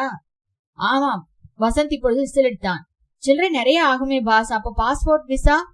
ஜெர்மனிக்கு விசா கிடையாது. என்ன உளறல்? இப்ப நாம ஜெர்மனிக்கு போக போறோமா? வேடிக்கையா இருக்கே. இரு, யோசிக்கிறேன். கணேஷின் கார் விரைந்தது. நேற்றிரவு அந்த தனியிடத்தில் அந்த ஷெட்டில் அந்த குரலுடன் பேசியது ஞாபகத்திற்கு வந்தது. டிக்கெட் எல்லாம் ரெடி பண்ணிவியா? முன்பணம் வேணுமா? இன்னும் 15 நாள் தானே இருக்கு. டிக்கெட் வாங்கினதும் எனக்கு தகவல் தெரிவி, பணம் கொடுத்துடலாம். என்ன பாஸ்? வசந்த், இது பெரிய கோஷி. வெளிநாட்டுல எல்லாம் கனெக்ஷன் இருக்குன்னு நினைக்கிறேன். பாஸ், துடிக்குது பாஸ் எனக்கு. அப்ப நம்ம ஜெர்மனி, பிரான்ஸ் எல்லாம் போக போறோமா? இல்லை வசந்த், விஷயம் அவ்வளவு சுலபம் இல்ல. ஏன் இல்ல? அந்த ஆள் என்ன சொன்னான்? டிக்கெட் வாங்கிட்டு பணம் தந்துடுறேன் நான். உடனே பாஸ்போர்ட்டுக்கு மனு போடலாம். எனக்கு பாஸ்போர்ட் ஆபீஸ்ல ஒரு ஆளை தெரியும். 4 நாள்ல வாங்கிடலாம். எவனோ பணம் கொடுக்கறான். ஒரு தர்ம சவாரி அடிச்சுட்டு வரலாம் வாங்க என்றான் வசந்த். கேனத்தனமா பேசாத வசந்த். நான் அங்க போறதா இருந்தாலும் எதுக்கு போறோம்னு தெரிஞ்சுக்க வேண்டாமா? அதான் நீங்க சொன்னீங்களே, தீபா செய்யற வேலையை செய்யறதுக்கு. அதுதான் என்ன? பாஸ், நீங்க தானே சொல்லுவீங்களே, let's play it by the இயர்னு. போக போக புரியும். அங்க போனா புரிஞ்சிடுறது எதுக்காக அனுப்பிச்சிருக்காங்கன்னு. படக்குன்னு பதுங்கிடலாம். வா, Paris, London, Frankfurt, Rome. Don't be silly. Boss, எனக்கு இனிமே ஏது சான்ஸ்? நீங்க தான் ஒரு தடவை ஓசில லண்டன் பாத்துட்டு வந்துட்டீங்க. அந்த பிரியா கேஸ்ல கோபன்ஹால்ல லைவ் ஷோஸ் எல்லாம் உண்டா? வசந்த், பொறுப்பு இல்லாம பேசாத. எவனோ அனாமத்தா ஒரு ஆள் பணம் கொடுக்கறான். காரியத்தை முடிச்சுட்டு வான்னா உடனே டிக்கெட் வாங்கிடுறதா? யோசிக்க வேண்டாம். Adventure boss, adventure. எல்லாத்தையும் தெரிஞ்சு வச்சுக்கிட்டு டூரிஸ்ட் மாதிரி போறதுல என்ன த்ரில்லு சொல்லுங்க? பாஸ், போறோம். அங்க இருக்க ஒரு மூலையில திடீர்னு சென்ட் வாசனை அடிக்குது. உன்னிப்பா பார்த்தா ஒரு வெள்ளைக்காரி. மிஸ்டர் வசந்த், என்னோட வாங்கங்கிறா. எங்க திரும்புறீங்க? போலீஸ் கமிஷனர் ஆபீஸ்க்கு என்றான் கணேஷ். அதுக்கு இந்த சந்தில எதுக்கு போறீங்க? எக்மோர் பக்கம்னா போகணும். கணேஷ் விண்ட்ஷீல்டு கண்ணாடியை பார்த்தான். அந்த நீல அம்பாசடர் கார் நம்ம பின்னால ஃபாலோ பண்ணிக்கிட்டு இருக்கான். நான் காலையில இருந்து பாக்குறேன். அதுக்கு தான் சந்தில திரும்பினேன். பாரு, அவனும் திரும்புறான் பாரு. Boss, this is exciting. மெட்ராஸ்லயே இந்த வேலையெல்லாம் நடக்குதுன்னா வெளிநாட்டுல இப்ப என்ன செய்ய போறோம்? மவுண்ட் ரோட்ல ஒரு இடத்துல பார்க் பண்ண போறோம். ஏர் இந்தியா அலுவலகத்தின் முன் நிறுத்தினான். காரை பூட்டிவிட்டு நிதானமாக உள்ளே சென்றார்கள். வரவேற்பில் இருந்த பெண்ணிடம் பிரான்ஸ் தேசத்து பெர்ஃபியூம் வாசனை எடுத்தது. மே ஐ ஹெல்ப் யூ என்றாள். இங்கிருந்து ஜெர்மனிக்கு டிக்கெட் எவ்வளவு ஆகும் என்றான். Single or return hopefully. Just a second. Miss, toilet எங்க இருக்கிறது என்றான். நேராக போய் வலது பக்கம் திரும்புகள் என்றாள். வா வசந்த் என்றான். எனக்கு வரல பாஸ். வாடா அண்ணா. நேராக போனார்கள். வலது பக்கம் திரும்பவில்லை. நேராக போய்கொண்டே இருந்தான் கணேஷ். வசந்த் சந்தேகத்துடன் தொடர டைப்ரைட்டர் ஒலித்த ஆபீஸ் அறைகளை கடந்து கட்டிடத்தின் பின்புறம் கதவை திறந்து வெளிப்பட்டார்கள். கண்டாமுண்டா சாமான்கள். ஒரு ஏர் இந்தியா லாரி நின்று கொண்டிருந்தது. ஒரு ஷெட் தெரிந்தது. இடுப்பு இற காம்பவுண்ட் சுவர் தெரிந்தது. கணேஷ் அதில் ஏறி அந்த பக்கம் குதித்தான். பேசாம என் பின்னாடி வா. அங்கிருந்து ஒரு சந்தை பிடித்து சாலைக்கு வந்து முதலில் கிடைத்த டாக்ஸியை நிறுத்தி வசந்துடன் ஏறிக்கொண்டு எக்மோர் போப்பா, கமிஷனர் ஆபீஸ் என்றான். வசந்த், இப்ப புரியுது பாஸ். அவங்க ஃபாலோ பண்ணாம இருக்கிறதுக்காக தான் இந்த ஜாக்கிரதை.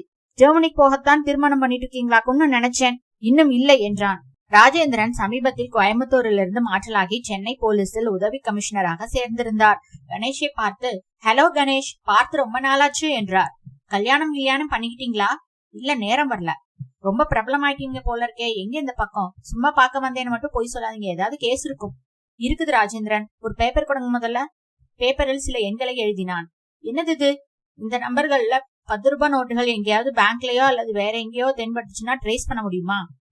விவரமா சொல்லுங்க. கணேஷ் முதல்ல இருந்து சொன்னான். தீபா அவளிடம் வந்தது, விபத்தில் இறந்தது, விளம்பரம் கொடுத்தது, இருட்டு வண்டியில் எங்கேயோ சென்றது, வியாபாரம் பேசியது, டிக்கெட் வாங்க சொன்னது, கலாராதனாவின் மேல்நாட்டு பயணம், எல்லாவற்றையும் சொன்னான். ராஜேந்திரன் யோசித்தார். ஜேம்ஸ் பாண்ட் வேலையெல்லாம் செஞ்சிருக்கீங்க. முதல்ல அந்த தீபா கேஸை டிராபிக் டிபார்ட்மெண்ட்ல இருந்து மாத்துறேன். மறுபடியும் அதை கொடையணும். புதுசா தலைவலி எல்லாம் கொண்டு வரீங்களே, என்ன செய்யறது? அப்புறம் இந்த 10 ரூபாய் நோட்டு பாக்குறேன். மொஃபசல்ல எல்லா ஸ்டேஷன்களுக்கும் தகவல் கொடுத்து பேங்குகளை சொல்லி வைக்கிறேன். ஏதாவது ஒரு பேங்க்ல ஒரு நோட்டு அகப்பட்டா போதும், ஏரியா தெரிஞ்சிரும் பாருங்க. இப்ப எந்த இடம்னே தெரியலையே. ஆனா ட்ரேஸ் பண்றது கொஞ்சம் கஷ்டம் ஐயா. பாக்குறேன். அப்புறம் இந்த ஜெர்மனி விவகாரம் போக போறீங்களா? நீங்க என்ன சொல்றீங்க? கொஞ்சம் யோசிச்சு செய்யணும். ஒண்ணு செய்யுங்களேன். டிக்கெட் வாங்குறதுக்கு பணம் வேணும்னு கேளுங்க. அவன் டெலிபோன்ல பேசுறதா சொல்லிருக்கான்ல. டிக்கெட் வாங்கிட்டு விளம்பரம் கொடு. நான் டெலிபோன்ல பேச மாட்டானா? பேசலாம். உங்க டெலிபோனை மானிட்டர்ல போட சொல்றேன். கால் வந்து ட்ரேஸ் பண்ணிக்கலாம். கணேஷ் யோசித்தான். சரி செய்யுங்க என்றான். நம்பரை எழுதி கொடுத்தான். அவங்க டெலிபோன்ல பேசலன்னா எப்படியும் உங்களுக்கு பணம் கொடுக்க யாராச்சும் வருவாங்கல்ல, அப்ப கபக்குன்னு புடிச்சிடலாம்ல. எனக்கு என்னவோ அவங்க அவ்வளவு சுலபமா மாட்ட மாட்டாங்கன்னு தோணுது. அது என்ன கோஷின்னு நினைக்கிறீங்க? ஸ்மக்லிங், கடத்தல், வேற என்ன? என்ன கடத்த போறாங்க? கடத்த போறாங்களா? கடத்திக்கிட்டு வர போறாங்களா? அது வெளிநாட்டுல தானே தெரியும். கலாராதனான்னு சொன்னீங்க, நல்ல குரூப் ஆச்சே அது. கவர்மெண்டின் இன்விடேஷன்ல போறாங்க. எனக்கு என்னவோ அந்த நாட்டிய குழு அதோட சம்மந்தப்பட்டிருக்கிறதா தோணலை.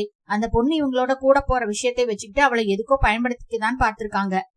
அது பயந்துகிட்டு உங்ககிட்ட வந்திருக்கு. கொன்னே போட்டுட்டாங்க. சாத்தியம் கணேஷ். அப்போ ஒண்ணு செய்வோமே, நீங்க போங்க ஜெர்மனிக்கு, என்ன ஆறுதுன்னு பாத்துடலாம். கணேஷ் அதிர்ந்தான். என்ன இப்படி சொல்லிட்டீங்க? பயப்படாதீங்க, இன்டர்போல் கூட எங்களுக்கு கான்டாக்ட் இருக்கு. உங்க பத்திரத்தை பற்றி கவலைப்படாதீங்க. மெசேஜ் அனுப்பிச்சிருவோம்.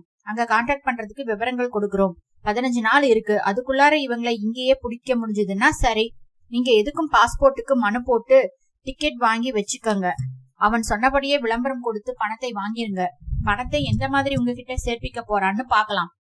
ஓசில ஒரு ட்ரிப் கிடைக்குது, போயிட்டு வாங்களேன். அந்த பக்கத்து கோஷியையும் முறியடிச்சிங்கன்னா உங்களுக்கு ஸ்பெஷலா புகழ் வரும்.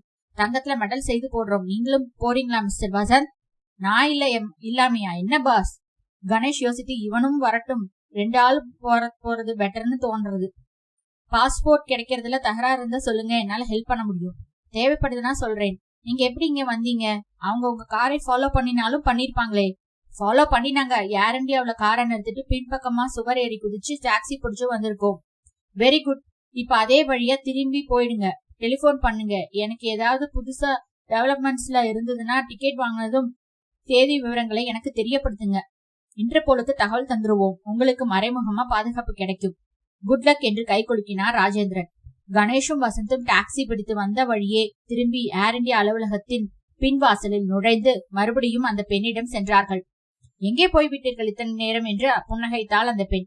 சாரி, டாய்லெட்ல கொஞ்சம் நேரம் ஆகிவிட்டது, வயிறு கோளாறு யுனோ என்று சிரித்தான் வசந்த். ஜெர்மனிக்கு எவ்வளவு டிக்கெட் ஆகும் என்று கேட்டோமே என்றான் கணேஷ். நாங்கள் பிராங்க்போர்ட்டை மட்டுமே தொடுகிறோம். பிராங்க்போர்ட்டுக்கு தான் கேட்கிறோம். 6061 ஆகும். ரிட்டர்ன் அதை விட 2 மடங்கு. கணேஷும் வசந்தும் ஒருவரை ஒருவர் பார்த்து கொண்டார்கள். Thank you very much. You are welcome. இருவரும் வெளியே வந்தார்கள். போக வர 2 பேருக்கும் டிக்கெட்டுக்கே 25,000 ரூபாய். வாவ், என்கிட்ட 25,000 ரூபாய் இருக்கு. பாக்கலாம். என்ன பாக்கலாம்? அவங்க நமக்காக 25,000 செலவழிப்பாங்களான்னு. வா, கிளம்ப வேண்டியதுதான் என்றான் கணேஷ். எங்கே? முதல்ல பாஸ்போர்ட் ஆபீஸ்க்கு, அப்புறம் பத்திரிகை ஆபீஸ்க்கு. நுங்கம்பாக்கத்தில் இருந்த பாஸ்போர்ட் ஆபீஸில் அவர்களுக்கு அதிகம் வேலை இல்லை. 2 செட் பாஸ்போர்ட் அப்ளிகேஷன் ஃபாரங்கள் வாங்கி கொண்டார்கள். அங்கிருந்து மவுண்ட் ரோடுக்கு மறுபடியும் வந்தார்கள். ஸ்ரீசூர்ணாச்சாரி இவர்களை பார்த்ததும் பரவசமாக சிரித்தார். அலமேலு கிட்ட சொன்னேன் சார், கணேஷை பார்த்தேன்னா நம்பவே இல்ல. அவ வசந்தை பத்தியும் ஒரு வார்த்தை காதுல போட்டு வைக்கலையா? சொன்னேன். She was thrilled. இப்ப என்ன? மறுபடியும் இன்னொரு விளம்பரம் ஃபார்ம் கொடுக்கறீங்களா? தாராளமா. கணேஷ்க்கு இல்லாமலா? கணேஷ் இப்பொழுது எழுதினான். அன்புள்ள ஐயா, டிக்கெட் வாங்க ரூபாய் 25 பணம் வேண்டும். உடனே ஏற்பாடு செய்வீர்களா? கணேஷ் அவர் அதை படித்துவிட்டு, என்ன சார் 25 ரூபாயா? இந்த விளம்பரத்துக்கே 100 ரூபாய் ஆகுமே என்றார். உங்க பேர் என்ன? ரங்கராஜன். ரங்கராஜன், ரகசியமா ஒரு விஷயம் உங்ககிட்ட சொன்னா பத்திரமா வச்சுப்பீங்களா? ரங்கராஜன் இந்த பக்கம் அந்த பக்கம் பார்த்து, மூச்சு விட மாட்டேன், சொல்லுங்க என்றார். இந்த விளம்பரத்துக்கு அர்த்தமே வேற. இது ஒரு பெரிய ரகசியம். உங்க செய்தித்தாளை பொறுத்த வரையிலும் இதை போடுறதுக்கு ஒரு அப்ஜெக்ஷனும் இல்லையே. இல்லை, மேம்போக்காக பார்த்தா சாதாரணமா பர்சனல் விஷயமா தானே இருக்கு. அப்ப போட்டுருங்க. இதை போடுறதுல இந்த தேசம் பலன் பெற போறது. அப்புறமா விவரமா சொல்றேன். சரி சார், ஒரு நாள் ஆத்துக்கு வாங்கோ. அட்ரஸ் சொல்லுங்க என்றான் வசந்த். அவரே அழைச்சிட்டு போவார்டா என்றான் கணேஷ். வெளியே வந்ததும் அதென்ன அன்புள்ள ஐயா என்றான் வசந்த். அந்த அசரீதியோட பேசிக்கிட்டு இருந்த பொழுது ஒரு தடவை ஐயாங்கிற வார்த்தை ஒருத்தன் உபயோகிச்சான். ஞாபகம் இருக்கா? இருக்கு பாஸ். அவங்க இன்னைக்கு நம்மை ஃபாலோ பண்ணிருக்காங்க. எங்கெல்லாம்? முதல்ல கலாராதனா, அப்புறம் ஏர் இந்தியா, அப்புறம் பாஸ்போர்ட் ஆபீஸ், அப்புறம் பத்திரிகை ஆபீஸ். இதப்பார், இப்ப கூட அந்த நீல அம்பாசிடர் நம்மை தொடர்ந்துட்டு தான் வருது. பேசாம நல்ல பிள்ளை மாதிரி கோர்ட்டுக்கு போயிடலாம். நாளைக்கு விளம்பரம் வரும். நடுவுல போலீஸை பார்த்தது அவங்களுக்கு தெரிஞ்சிருக்காது. ராஜேந்திரன் நம்ம டெலிபோனை மானிட்டர் பண்றதுக்கு ஏற்பாடு செஞ்சிருவார். அப்புறம் எப்படி பணம் கொண்டு வந்து கொடுக்கறாருன்னு பாத்திரலாம். அப்ப பிடிக்கிறதுக்கோ போலீஸ் அவங்களை ஃபாலோ பண்றதுக்கோ ஒரு சந்தர்ப்பம் ஏற்படுமே. சரி, பாத்திரலாம் boss. This is very exciting. எனக்கு நரம்பெல்லாம் துடிக்குது. ஈஸி. ஜெர்மனிக்கு போறதுக்குள்ளேயே அவங்களை பிடிச்சிட்டா கவலை விட்டது. 15 நாள் இருக்கே. எப்படியும் அவன் நம்மை மறுபடியும் டெலிபோன்ல கான்டாக்ட் பண்ண மாட்டானா? பணம் கொடுக்க வேண்டாமா? பாக்கலாம் அவங்க என்னென்ன தந்திரங்கள் வச்சிருக்காங்களோ. காரை கோர்ட் வாசலில் திருப்ப சற்று தூரத்தில் அந்த நீல அம்பாசிடரும் திரும்புவது தெரிந்தது கணேஷுக்கு. அவனும் வரானா பாஸ்? ஆமாம், நம்பரை நோட் பண்ணிக்கலாம். ஆனா அது நிச்சயமா ஒரு தப்பில்லாத நம்பரா இருக்கும். அந்த கார் அவர்கள் காருக்கு 4 அடி தள்ளி பார்க் செய்யப்பட்டிருந்தது. கண்டுக்காம வா என்றான் கணேஷ். அந்த காரை கடக்கும் பொழுது அதன் டிரைவர் தன் முகத்தை மறைத்து தினத்தந்தி படித்துக் கொண்டிருந்தான். TNX 3635 என்று மனதில் குறித்து கொண்டான் கணேஷ். இருவரும் கோர்ட்டில் நுழைந்தார்கள். மாலை ராஜேந்திரன் டெலிபோன் செய்தார். கணேஷ், ஏதாவது டெலிபோன் வந்ததா? இல்லை, நான் கொடுத்த கார் நம்பர் TNX 3635. அந்த நம்பரில் ரெஜிஸ்ட்ரேஷனே இல்லை. அது எப்படி? கூட்டி பார்த்தா 8 வருதுன்னு சில நம்பர்கள் இப்படி மிஸ் ஆயிடுறதுண்டு. அது போலி நம்பர். எதுக்கும் அந்த நம்பர் உள்ள கார் கண்ல தென்பட்டதுன்னா பிடிக்கும்படி டிராபிக் போலீஸ்ல சொல்லி வச்சிருக்கேன். அதுக்குள்ள அவங்க நம்பரை மாத்தினாலும் மாத்திடுவாங்க. தேர்ந்த கோஷ்டின்னு தான் தெரியுது. அப்புறம் என்ன செஞ்சீங்க? பாஸ்போர்ட் ஆபீஸ்ல போய் அப்ளிகேஷன் ஃபார்ம் வாங்கிட்டு வந்தேன். விளம்பரம் கொடுத்தேன். நாளைக்கு காலையில் வரும். அதுக்கப்புறம் தான் கான்டாக்ட் பண்ணுவாங்கன்னு நினைக்கிறேன். நாளைக்கு உங்க ஆபீஸை மஃப்டியில கண்காணிக்க சொல்றேன். யாராவது வந்தா கான்டாக்ட் பண்ணா அந்த ஆளு பேச்சை முடிச்சிட்டு வெளியில வரும்போது உங்க அசிஸ்டண்டை ஒரு தடவை கையை உயர்த்தி சோம்பல் முடிக்கிற மாதிரி செய்ய சொல்லுங்க. ஆளை கண்டுகிட்டு அவனை ஃபாலோ பண்ணி தீர்த்திடலாம் என்ன என்றார் ராஜேந்திரன். சரி என்றான் கணேஷ். டெலிபோன் வந்ததுன்னா கொஞ்சம் சம்பாஷணையை நீட்டுங்க. காலை ட்ரேஸ் பண்றதுக்கு கொஞ்சம் அவகாசம் தேவையா இருக்கும். அதுவும் எக்ஸ்சேஞ்சுனா இவங்களுக்கு ரொம்ப டைம் ஆகும். சரி, விளம்பரம் என்ன கொடுத்திருக்கீங்க? டிக்கெட்டுக்கு பணம் கேட்டு 25,000. போறதா முடிவு பண்ணிட்டீங்களா? பணம் கொடுத்தா போறோம். அதுக்குள்ள நீங்க கண்டுபிடிச்சிட்டீங்கன்னா கேன்சல் பண்ணிடுறது. பாக்கலாம். அது 25,000 கொடுக்கற பார்ட்டியா இருந்தா விஷயம் ரொம்ப பெருசுன்னு முடிவு செஞ்சிடலாம். வச்சிரட்டுமா? சரி. வசந்த் வந்தான். அந்த கார் நம்பர் டம்மி. நான் நினைச்சேன் பாஸ். நீங்க கேட்ட விவரங்கள். முதல்ல கலாராதனாவுடைய ப்ரோக்ராம். முதல்ல பிராங்க்ஃபர்ட்டில் இறங்குறாங்க. அங்கிருந்து லுஃப்தான்சா பிளைட் பிடிச்சு மியூனிச் போறாங்க.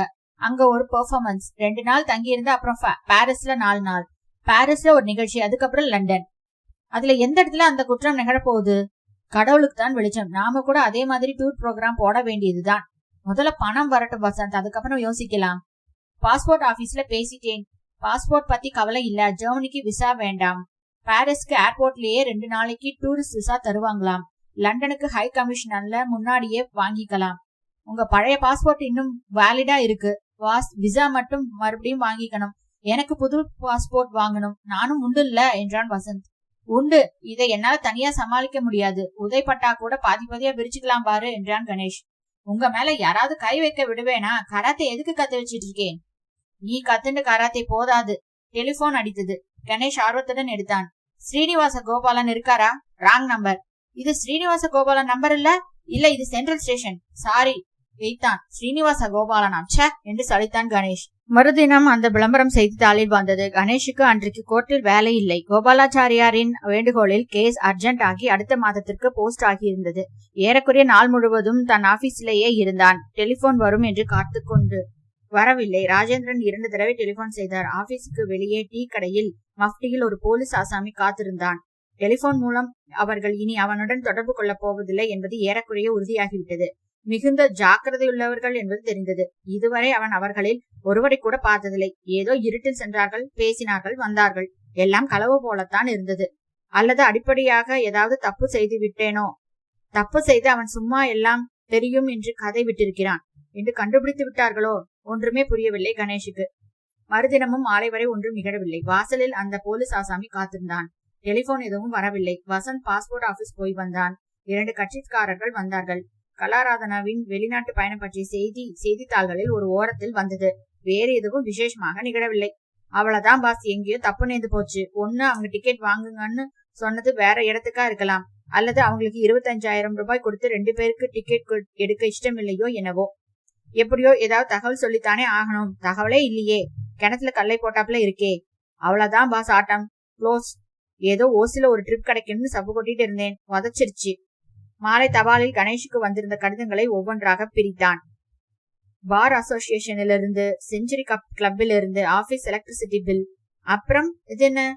கவருக்குள் ஒரே ஒரு சீட்டு மட்டும் இருந்தது. சீட்டை பிரித்தான். ஒரு சின்ன சாவி விழுந்தது. அந்த சீட்டு சென்ட்ரல் ஸ்டேஷனில் கிளாக் ரூமில் ஒரு பெட்டியை ஒப்படைத்ததற்கு ரசீது. வேறு எதுவும் அந்த கவரில் இல்லை. வசந்த், இதை பாரேன். வசந்த் பார்த்தான். என்ன இது, வெறும் ரசீது? ரசீதை கொடுத்துட்டு அந்த பெட்டியை வாங்கிக்க முடியும். கணேஷ் யோசித்தான். மை காட் வசந்த், அவங்க ரொம்ப கெட்டிக்காரங்க. கவரை பார்த்தான். சென்ட்ரலிலேயே தபாலில் சேர்க்கப்பட்டிருந்தது.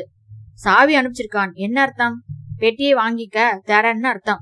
வாங்க பாஸ், அடுத்த ஸ்டாப் சென்ட்ரல் ஸ்டேஷனை அவர்கள் வந்தடைந்த பொழுது மாலை 6 மணி இருக்கும். டிக்கெட் பரிசோதகரிடம் சொல்லிவிட்டு உள்ளே சென்றார்கள். இரைச்சல். 2000 ஜனங்கள். என்று போர்டை பார்த்து கொண்டு, டிக்கெட் வாங்கி கொண்டு, திரு என்று விழித்துக் கொண்டு, பால் சாப்பிட்டுக் கொண்டு, பத்திரிகையை வாங்கிக் கொண்டு, கிளாக் ரூமில் சீட்டை பார்த்து அந்த பெட்டியை எடுத்து கொடுத்தான். மேலே பணம் கிடைக்கவில்லை. 24 மணி நேரம் ஆகியிருந்தது. நேற்று மாலை 6 மணிக்கு மேலதான் கொண்டு வந்து வைத்திருக்க வேண்டும். அந்த பெட்டிக்குள் என்ன இருக்கும்? திறந்து பார்த்தரலாமா பாஸ்? இங்கே வேண்டாம், கார்ல என்றான். காரை கணேஷ் ஓட்டிக் கொண்டிருக்க வசந்த் அதை மடியில் வைத்து அந்த சாவியினால் திறந்தான். விசில் அடித்தான். என்ன? 100 ரூபாய் நோட்டு பாஸ். எவ்வளவு இருக்கு? நிறைய. 25,000 இருக்குமா? இருக்கும்னு தான் தோன்றது. லெட்டர் ஏதாவது இருக்கா? வசந்த் பார்த்து இல்லை என்றான். கணேஷ் கவலைப்பட்டான். இவ்வளவு தூரம் வந்தாகிவிட்டது, பணம் கிடைத்து விட்டது. எத்தனை பெரிய குற்றமாக இருக்க வேண்டும் அது? 25,000 கேள்வி கேட்காமல் ஒரு பெட்டியில் வைத்து, மை காட், மிகப்பெரிய விஷயமாகிவிட்டது. 25 லட்சம் புரண்டால் தான் 25,000 இப்படி சில்லறையாக புரள முடியும். ஜெர்மனிக்கு டிக்கெட் எடுக்க வேண்டியதுதானே? ஓ, இட்ஸ் சோ எக்ஸைட்டிங் பாஸ். எதுக்கும் ராஜேந்திரன் கிட்ட ஒரு வார்த்தை. பாஸ், இனிமே இந்த விவகாரத்தை நாம விட முடியுமா சொல்லுங்க? ஏன் முடியாது? இன்னொரு விளம்பரம் பேப்பர்ல கொடுத்துட்டா? என்ன விளம்பரம்? எங்களுக்கு பணம் வேண்டாம், எல்லாம் கேன்சல்டுன்னு. அவங்க ரகசியம் முழுக்க உங்களுக்கு தெரியும்னு நினைச்சுக்கிட்டு இருக்காங்க. சும்மா விட்டுருவாங்களா பாஸ்? மற்றொரு விபத்து நிகழாதா? இத பாருங்க, நல்லதோ கெட்டதோ இதில் தலையில் கொடுத்தாச்சு. விழப்போறது மாலையா கத்தியா தெரியாது. அலுவலகத்திற்கு வந்ததும் பணத்தை எண்ணி பார்த்தார்கள். 100 ரூபாய் நோட்டுகள் இருந்தன. 30,000. கை செலவுக்கு 5,000 சேர்த்து அனுப்பிச்சிருக்காங்க. நோட்டு நம்பர்களை பாரு. பார்த்துட்டேன். வரிசையா ஒரு கட்டு கூட இல்லை. எல்லாம் பழைய நோட்டு, கலப்பான நம்பர். நோட்டு நம்பரை வச்சுக்கிட்டு ட்ரேஸ் பண்றது கஷ்டம். கணேஷ் டெலிபோன் செய்தான். ராஜேந்திரன், பணம் கிடைச்சிருச்சா? யார் கொண்டு வந்து கொடுத்தாங்க? யாரும் வரலை. சென்ட்ரல் ஸ்டேஷன்ல கிளாக் ரூம்ல அனாமத்தா ஒரு பெட்டியில இருந்தது பணம். எங்களுக்கு ரசீது மட்டும் வந்தது. போய் பெட்டியை கலெக்ட் பண்ணிட்டு வந்தோம். பெட்டிக்குள்ள வேணுங்கிற பணம் இருக்கு. 30,000. எல்லாம் பழைய நோட்டு. லெட்டர், கடிதாசி ஏதாவது? எதுவுமே இல்ல. ராஜேந்திரன் சற்று நேரம் கழித்து சொன்னார். பெரிய கை போல. அதான் எனக்கும் கொஞ்சம் தயக்கமா இருக்கு. இந்த நிலையில நாங்க ஜெர்மனிக்கு போனா அங்க என்ன நடக்க போறது? இது ஏற்றுமதியா இறக்குமதியா? கடத்தல்னா என்ன கடத்தல்? எங்கே கடத்தல்? மியூனிச்லயா, ஃபாரின்லயா, லண்டன்லயா?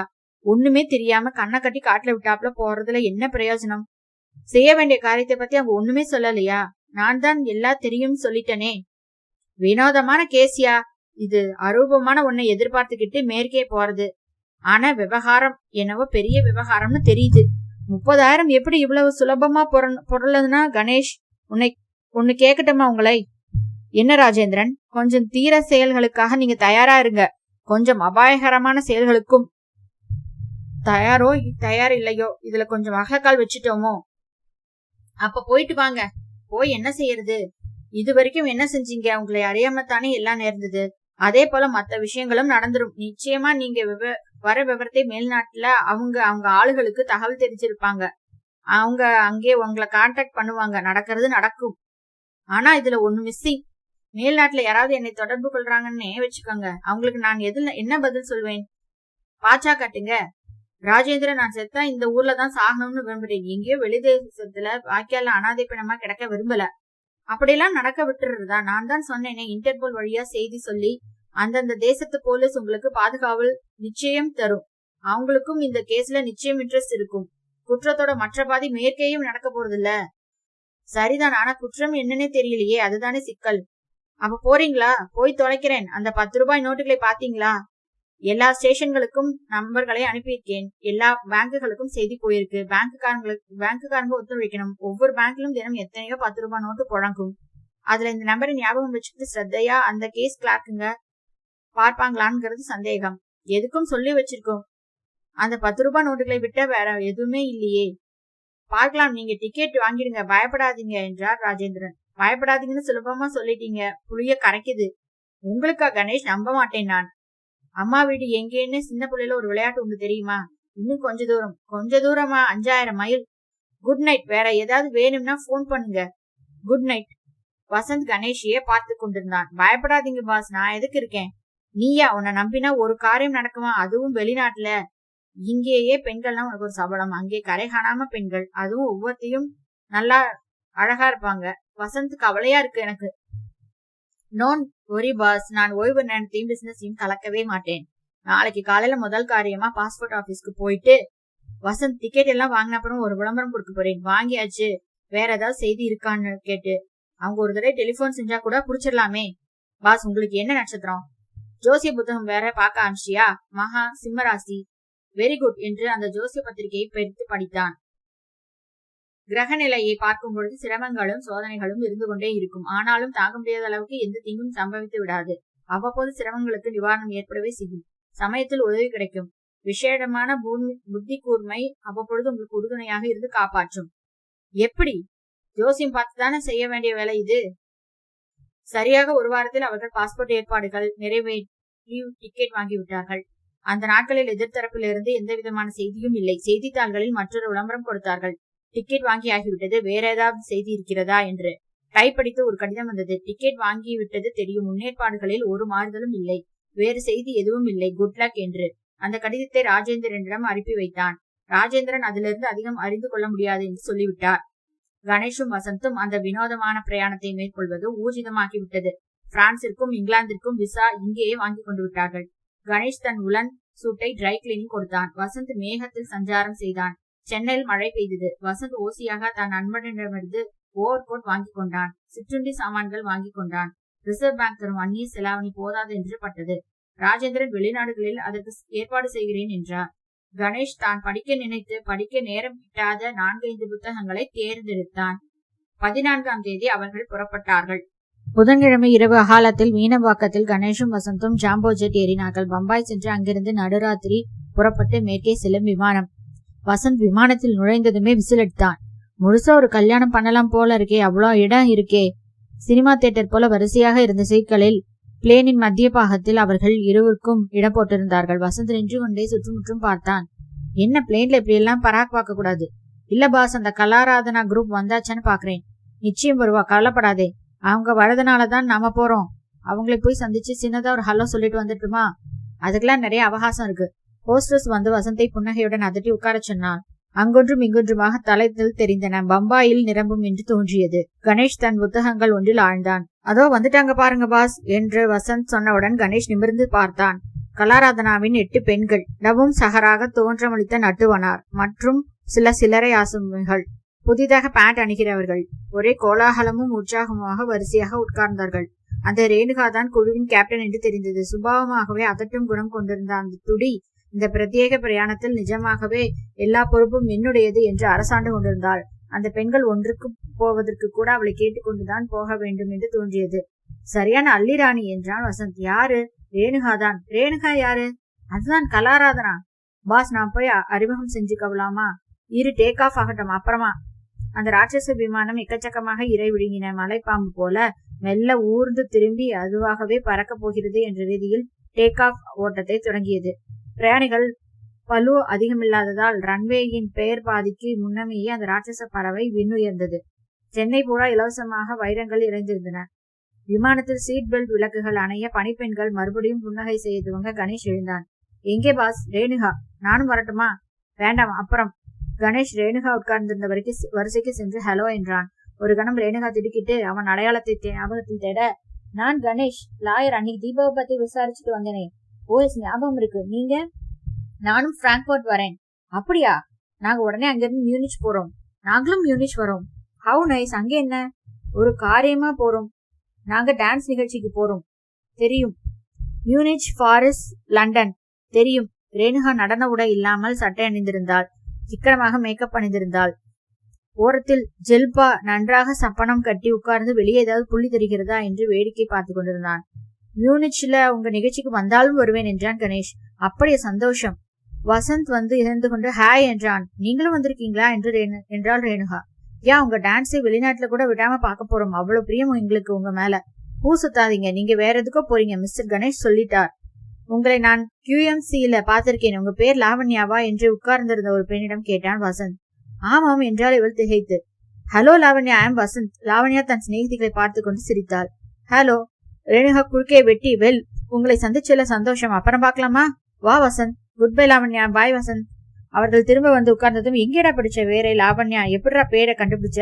அவங்க வெளிநாடு போறது பத்தி அமர்க்கலமா ஒரு தீபாவளி மலர்ல போட்டிருக்காங்க. அதுல எல்லாத்தோட பேர், ஜாதகம், போட்டோ கூட எல்லாம் இருக்கு. கணேஷ் தான் கொண்டு வந்திருந்த புத்தகத்தில் ஆழ்ந்தான். வசந்த் தன்னிடம் இருந்த சொற்பமான அந்நிய செலாவணியை விரயம் செய்து ஸ்காட்ச் வாங்கி கொண்டு குடித்தான். ஹெட்போன் வாங்கி கொண்டு அதை அணிந்து கொண்டு இதுதான் சொர்க்கம் என்றான். 1 மணி நேரத்தில் சொர்க்கம் அழுத்து போய்விடும் என்றான் கணேஷ். சாய்ந்து கொண்டு கண்ணை மூடிக்கொண்டான். நிகழ்ந்தது எல்லாம் கனவா? தீபாவின் முகம் தெரிந்தது. ராஜேந்திரன், அந்த பத்திரிகை ஆபீஸ் ஐயங்கார், அந்த டிராவல் ஏஜென்ட், ரேணுகா எல்லாரும் ஒவ்வொரு வட்டத்திற்குள் அகப்பட்டு அந்த வட்டங்கள் தத்தம் பிம்பங்களுடன் நடனமாடின. எதற்காக போகிறேன் தெரியாது. என்ன நடக்கப் போகிறது தெரியாது. திரும்ப முழுசாக வருவேனா தெரியாது. 15 நாட்கள் கோர்ட் கேஸ் எல்லாம் அட்ஜாயின்மெண்ட் வாங்கி கொண்டு கட்சிக்காரர்களெல்லாம் தவிக்க விட்டு எவனோ டிக்கெட் வாங்கி தர தூர தேசத்து அதிசயங்களை நோக்கி அடுத்தடுத்து என்ன நிகழப் போகிறது என்று தெரியாமல் போகும் வினாதமான இந்த பிரயாணம் காலையா மாலையா என்று தெரியாத ஒரு அவஸ்தை நேரத்தில் விமானம் பிராங்க்போர்ட்டில் வந்து இறங்கியது. டெர்மினலுக்கும் விமான வாசலுக்கும் மூடுபாலம் அமைத்து அதன் வழியாக விமான நிலையத்தின் பெரிய ஹாலிற்குள் வந்தார்கள். ஒளிபெருக்கி ஜெர்மன் பாஷையில் புரியாமல் பேசி அப்புறம் தயக்கமாக ஆங்கிலத்தில் மொழிபெயர்த்தது. இருவரும் நின்று கொண்டே இருக்க எக்ஸிலேட்டர் அவர்களுக்காக நடந்தது. கண்ணாடிக்கு பின்னே 1000 டெலிவிஷன்கள், எலக்ட்ரானிக் சாதனங்கள், பொம்மைகள், புத்தகங்கள், மது வகைகள். அவர்கள் பேஸ்மெண்டில் வந்து நிற்க அவர்கள் பெட்டிகளும் மெஷின் இயக்கத்தில் உடனே வந்து சேர சிநேகிதமான பணியாளர்கள் இந்த அகாலத்திலும் சிரித்துக் கொண்டு அவர்கள் காகிதங்களில் முத்திரையிட 3 நிமிஷங்களில் கஸ்டம்ஸ் பரிசோதனைக்கு சென்றார்கள். அந்த பெண்களை, கலாராதனாவின் குழுவின் அத்தனை இந்திய பெண்களையும் பார்த்து திகைத்தான் அந்த கஸ்டம்ஸ் இளைஞன். எவ்வளவு நாள் இருப்பீர்கள் என்றான் உடைந்த ஆங்கிலத்தில். 4 நாள் என்றாள் ரேணுகா. ஹலோ என்றான் கணேஷ். ரேணுகா ஒரு தடவை சிரித்தாள். உங்கள் பெட்டியை திறக்கிறீர்களா? திறந்தாள். நடன உடைகள் என்றாள். சாரீஸ், மோர் சாரீஸ். நடனமாக போகிறீர்களா என்றான் அவன். ஆம், உங்கள் அரசாங்கத்தின் அழைப்பில். வெல்கம். மற்றவனோட ஜெர்மன் பாஷையில் பேசினான். எல்லா பெட்டிகளையும் வரிசையாக சாக்பீஸு குறியிட்டான். நீங்கள் போகலாம், அவ்வளவுதான். யூ மீன் அந்த பெட்டிகளை எல்லாம் திறந்து காட்ட வேண்டாமா? நீங்கள் எங்கள் கலாச்சார விருந்தாளிகள். ஹாவ் அ நைஸ் டைம் என்றான். கணேஷின் பெட்டி பாஸ்போர்ட்டை பார்த்தான். Tourist staying here long? No. Anything to declare? Well, no. Half a bottles of scotch என்றான் Vasanth. That's not much. Have a nice time. Goodbye. என்ன பாஸ், ஒண்ணுமே செக் பண்ணலையே? ஆளை பார்த்தாலே தெரிஞ்சிடும் அவனுக்கு. அந்த பெண்களையும் விட்டுட்டான். யாரை எப்படி செக் பண்ணணும் அவங்களுக்கு நல்லா தெரியும். பெட்டிகளை சாதாரணமாக நடைவண்டிகளில் தள்ளி கொண்டு உள்நாட்டு பிரயாண பகுதிக்கு வந்தார்கள். அந்த லுப்தான்சா பெண் அவர்களை பார்த்து சிரித்தாள். மிஸ்டர் கணேஷ் என்றாள். யா, ஐ எம் கணேஷ் என்றான். சாரி, திஸ் இஸ் என்று டிக்கெட்டை பார்த்தாள். ஐ எம் வசந்த்.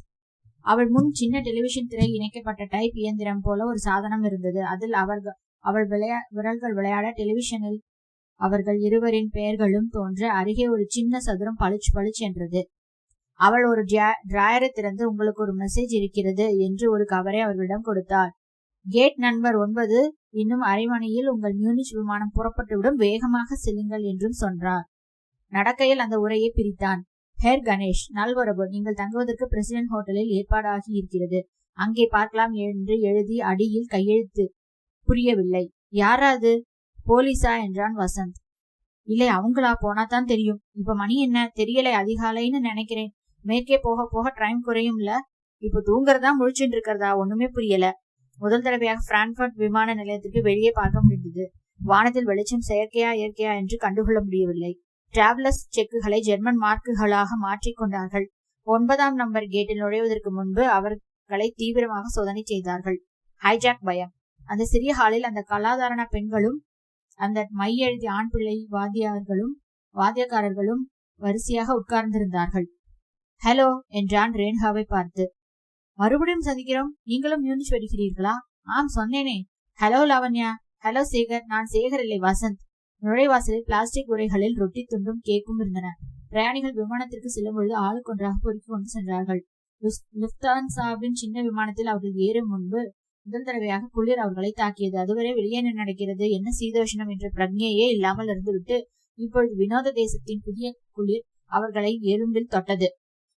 அந்த சிறிய விமானத்தின் மறுபடி சூட்டுக்குள் உட்கார கணேஷ் அந்த கடிதத்தை பார்த்தான். கீழே கையெழுத்திட்டிருக்கிறது. போலீஸாகத்தான் இருக்க வேண்டும்.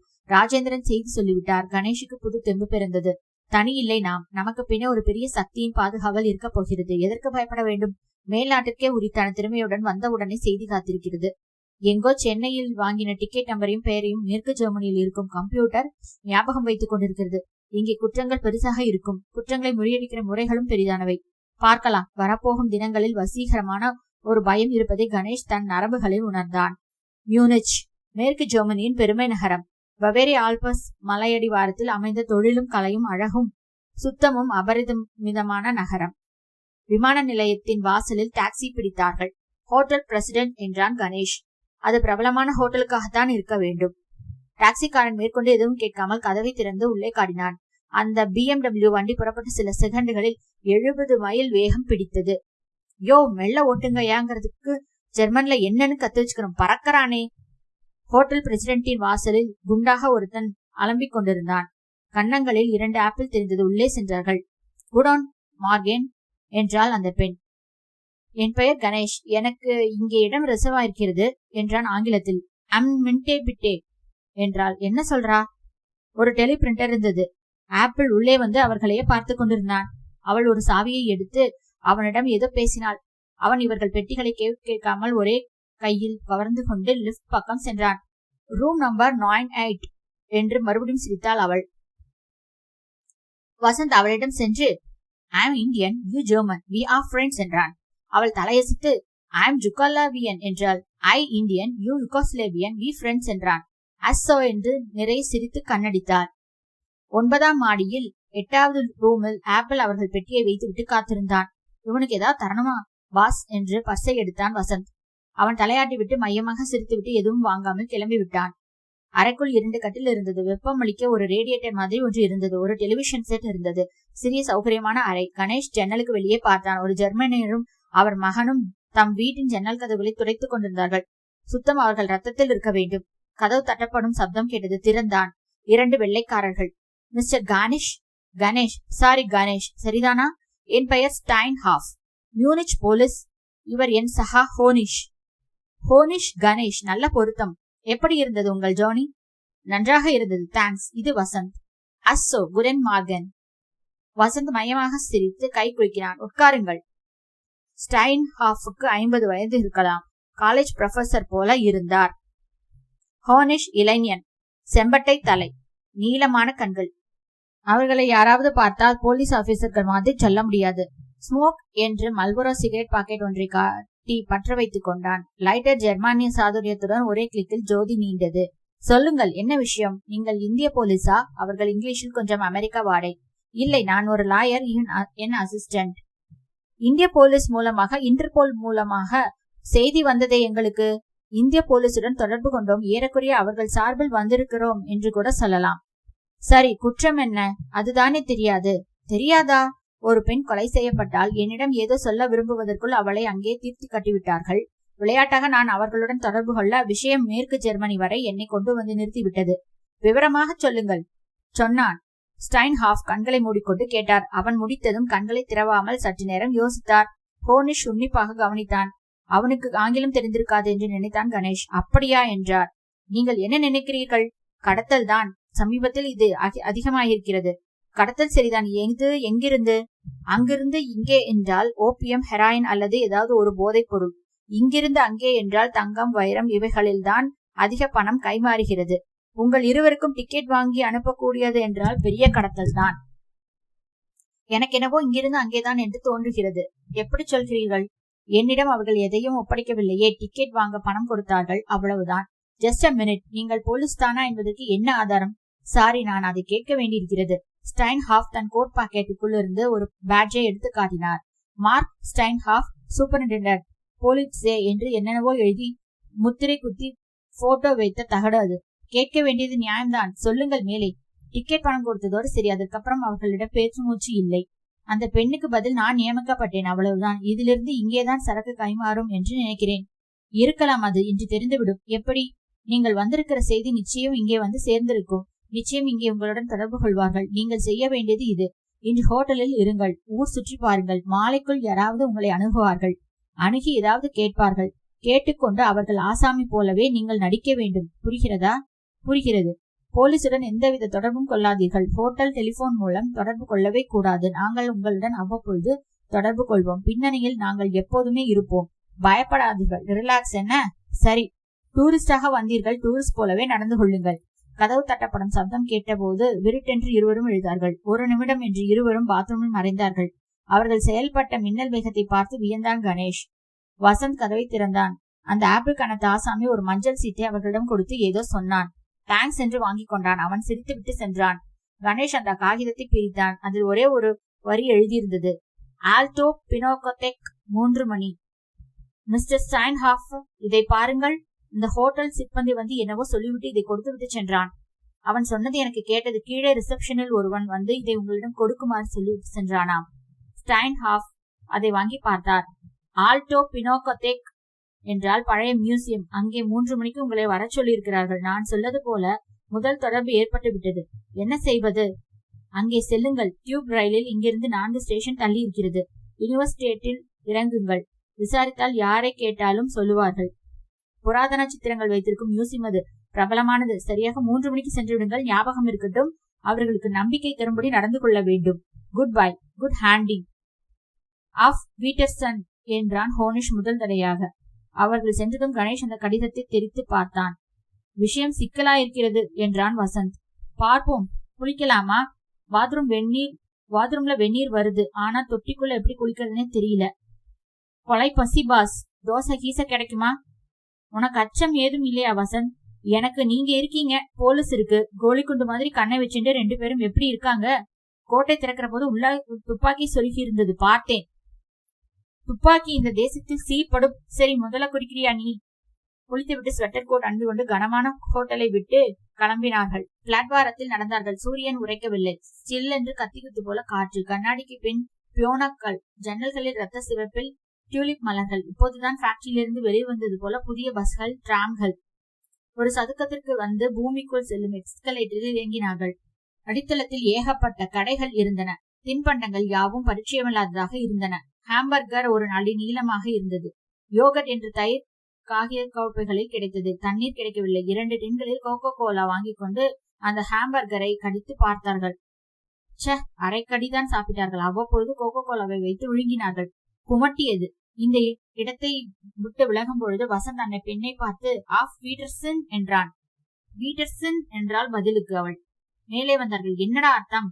யாருக்கு தெரியும்? அந்த ஹோனிஷ் சொன்னதை திருப்பி உபயோகித்து பார்த்தேன். போயிட்டு வரேன்னு அர்த்தமா இருக்கலாம். பொழைச்சிடுவா போ. நடந்து நடந்து ஹாஃப்ட் பான்ஹாஃப் வரை வந்து விட்டார்கள். மிகப்பெரிய ரயில்வே நிலையம் அது. உருவிவிட்ட மின்னல்கள் போல ரயில் வண்டிகள். ஸ்டேஷனிலேயே அத்தியாவசியான அத்தனை சாமான்களும் இருந்தன. பேங்க், சினிமா, டெலிவிஷன், ஹோட்டல், கடைகள், தபால், இத்தாலியர்கள், துருக்கியர்கள், நீக்ரோகள் என்று பற்பல நாட்டினர் அங்கே புழங்க, நிமிஷத்துக்கு நிமிஷம் ஒளிபெருக்கி பேசிக்கொண்டே இருக்க, நிமிஷத்துக்கு நிமிஷம் வண்டிகள் புறப்பட்டு பிளாட்பாரத்தை தாண்டுவதற்குள் 70 மைல் வேகம் பிடித்து விட சற்று நேரம் அதை பராக்கு பார்த்தார்கள். வரும் வழியில் வசந்த் கேட்ட பீர் ஐடியா உதித்தது. அந்த ஹோட்டலுக்கு படி இறங்கி கீழே செல்ல வேண்டியிருந்தது. இருட்டாக இருந்தது. மேஜையில் உட்கார்ந்தும் 2 பெண்கள் திடுதிப்பென்று வந்தார்கள். ஹலோ ஹலோ, என்ன வேண்டும் என்றான் வெயிட்டர். 2 பீர். நான் உங்கள் அருகில் உட்காரட்டுமா என்று அந்த பெண்கள் ஒரே சமயம் கேட்டார்கள். உட்காரேன். எனக்கு ஒரு பானம் வாங்கி தருவாயா? அந்த பெண்கள் சட்டென்று உட்கார அவர்களிடம் பெர்ஃப்யூம் பணம். கணேஷின் மூக்கை துளைத்தது. அருகில் இருந்த சிறிய ப்ரொஜெக்டர் உயிர் பெற்றது. வசந்த் அந்த பெண்ணின் தொடைமேல் கை வைத்தான். அவள் சிரித்தாள். அதோ அங்கே போனால் இன்னும் சுதந்திரமாக இருக்கலாம். வருகிறாயா என்று ஓரத்தில் மறைவிடத்தை காட்டினாள். பாஸ், போலாமே. ஒழிஞ்சு போயிடுவ. சூறையாடப்பட்டு உங்ககிட்ட இருக்கிற காசையெல்லாம் எடுத்து அனுப்பிச்சிடுவா. உன் பேர் என்ன என்றான் கணேஷ். ஜென்னி. உன் பேர்? நானும் ஜென்னி சமயம் கிடைக்கையில் வருகிறோம். இப்பொழுது அவசரமாக வேலை இருக்கிறது. ஹோட்டல் போகலாமா என்றாள். நாளைக்கு இப்பொழுது நேரமில்லை. நாங்கள் உங்களுடன் இருக்கிறோம். நாள்பூராக உடனே இருக்கிறோம். நாளைக்கு அவர்கள் ஜெர்மன் பாஷையில் பேசிக்கொண்டே மறுபடியும் பார்த்து, சரி 20 மார்க் கொடுங்கள் என்றார்கள். 20 மார்க் எவ்வளவு ஆறுது பாஸ்? 80 ரூபாய். சரிதான், ஒரு நிமிஷம் பக்கத்துல உட்கார்ந்ததற்கு 80 ரூபாயா? பகல் கொலையா இருக்கே. 20 மார்க் எதற்கு என்றான். கம்பெனிக்கு படம் பார்த்ததற்கு, நான் சாப்பிட்ட பீருக்கு, நீ சாப்பிட்ட பீருக்கு. ப்ரொப்ரேட்டரை கூப்பிடு, அவர் இப்பொழுது இல்லை. பீருக்கு உண்டான பணம் தான் கொடுப்போம். 20 மார்க் ஜாஸ்தி. ஷ்மிட் என்றால் ஒருத்தி. ஷ்மிட் என்கிற கஜன் வந்து கணேஷை நோ ட்ரபிள் மிஸ்டர் என்று சட்டையை பிடித்தான். கணேஷ் வெகுண்டு உதறினான். அது ஷ்மிட்டின் மேல் பட்டு விட்டது. ஷ்மிட் ஆக்ரோஷமாக கணேஷின் கன்னத்தை அடித்தான். வின் என்று வெங்கலப்பானை உருண்டார் போல் கணேஷிற்குள் சப்தம் கேட்க வசந்த் அவன் மேல் பாய ஷ்மிட் வசந்தை பந்தாட கணேஷ் அவன் இடுப்பில் முழங்காலால் உதைக்க அந்த பெண் பீர் பாட்டிலை எடுத்து வசந்தில் தலையை ஓங்கி அடிப்பதற்குள் அந்த மூன்றாவது மனுஷன் வந்து தடுத்து விளக்கினான். ஸ்மிட்டுடன் ஜெர்மன் பாஷை பேசினான். ஸ்மிட் உடனே பெட்டி பாம்பாக அடங்கி கணேஷிடம் வந்து சாரி சொன்னான். அந்த பெண்கள் காணாமல் போனார்கள். சண்டை போடாதீர்கள், இனி இந்த மாதிரி இடத்திற்கு வராதீர்கள், உங்கள் அறைக்கு செல்லுங்கள் என்றான் வந்த புதியவன். கணேஷ், வந்தனம் தக்க சமயத்தில் வந்து உதவினீர்கள் என்றார். அநியாயமாக பணம் கேட்டார்கள். நீங்கள்? போலீஸ், உங்களை தொடர்ந்து வந்து கொண்டிருந்தேன். நீங்கள் போகலாம், இனி இந்த மாதிரி இடங்களில் நுழையாதீர்கள். இருவரும் வெளியே வந்தார்கள். எல்லாம் முன்னாலே என்றான் கணேஷ் வசந்தை பார்த்து. நான் பீர் சாப்பிடத்தானே விரும்பினேன். அந்த பெண்ணை என்கரேஜ் பண்ணிருக்கவே கூடாது வசந்த். இது வேற தேசம், வேற மனுஷங்க, வேற பெண்கள், வேற விதிகள். இவங்களுக்கு நாம கொஞ்சம் ஒதுங்கியே இருக்கணும்.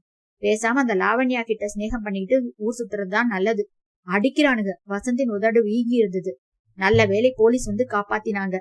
அவர்கள் ஹோட்டலுக்கு திரும்பினார்கள். பிரயாணத்தில் இழந்த தூக்கங்களை சரிகட்டுவதற்காக அறையில் சற்று தூங்கினார்கள். மாலை 2:30 மணிக்கு இருவரும் கிளம்பி உபான் என்னும் தரைக்கு கீழே ஓடும் ரயில் பிடித்தார்கள். மரியன் பிளாட்ஸ், ஸ்டார் என்று வினோதமான ஸ்டேஷன் பெயர்கள். பளபளப்பான சௌகரியமான பாதாள ரயில். யூனிவர்சிட்டேட் ஸ்டேஷனில் இறங்கி பூமி மட்டத்திற்கு மேல் வந்து நடந்தே அந்த மியூசியத்திற்கு சென்றார்கள். வசந்த் தன் சிறிய கேமராவில் பல படங்கள் எடுத்தான்.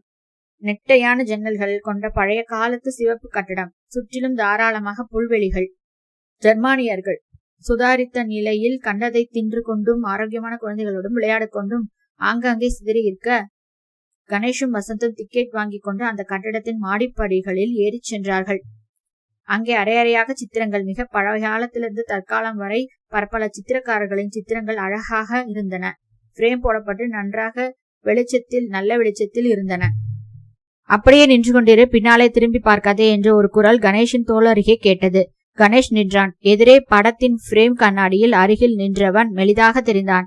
திரும்பி பார்க்க நினைத்தான். எங்களை பார்க்காதே, பார்த்தால் துன்பம் உனக்கு ஏற்படும். துப்பாக்கி இருக்கிறது. சரி, பார்க்கவில்லை, சொல்லு. கொண்டு வந்திருக்கிறாயா? ஸ்டைன்ஹாஃப் சொன்னது ஞாபகம் வந்தது. அவர்களுக்கு நம்பிக்கை தரும்படி நடந்து கொள். கொண்டு வந்திருக்கிறேன். சரக்கு எங்கே இருக்கிறது? ஹோட்டலிலா?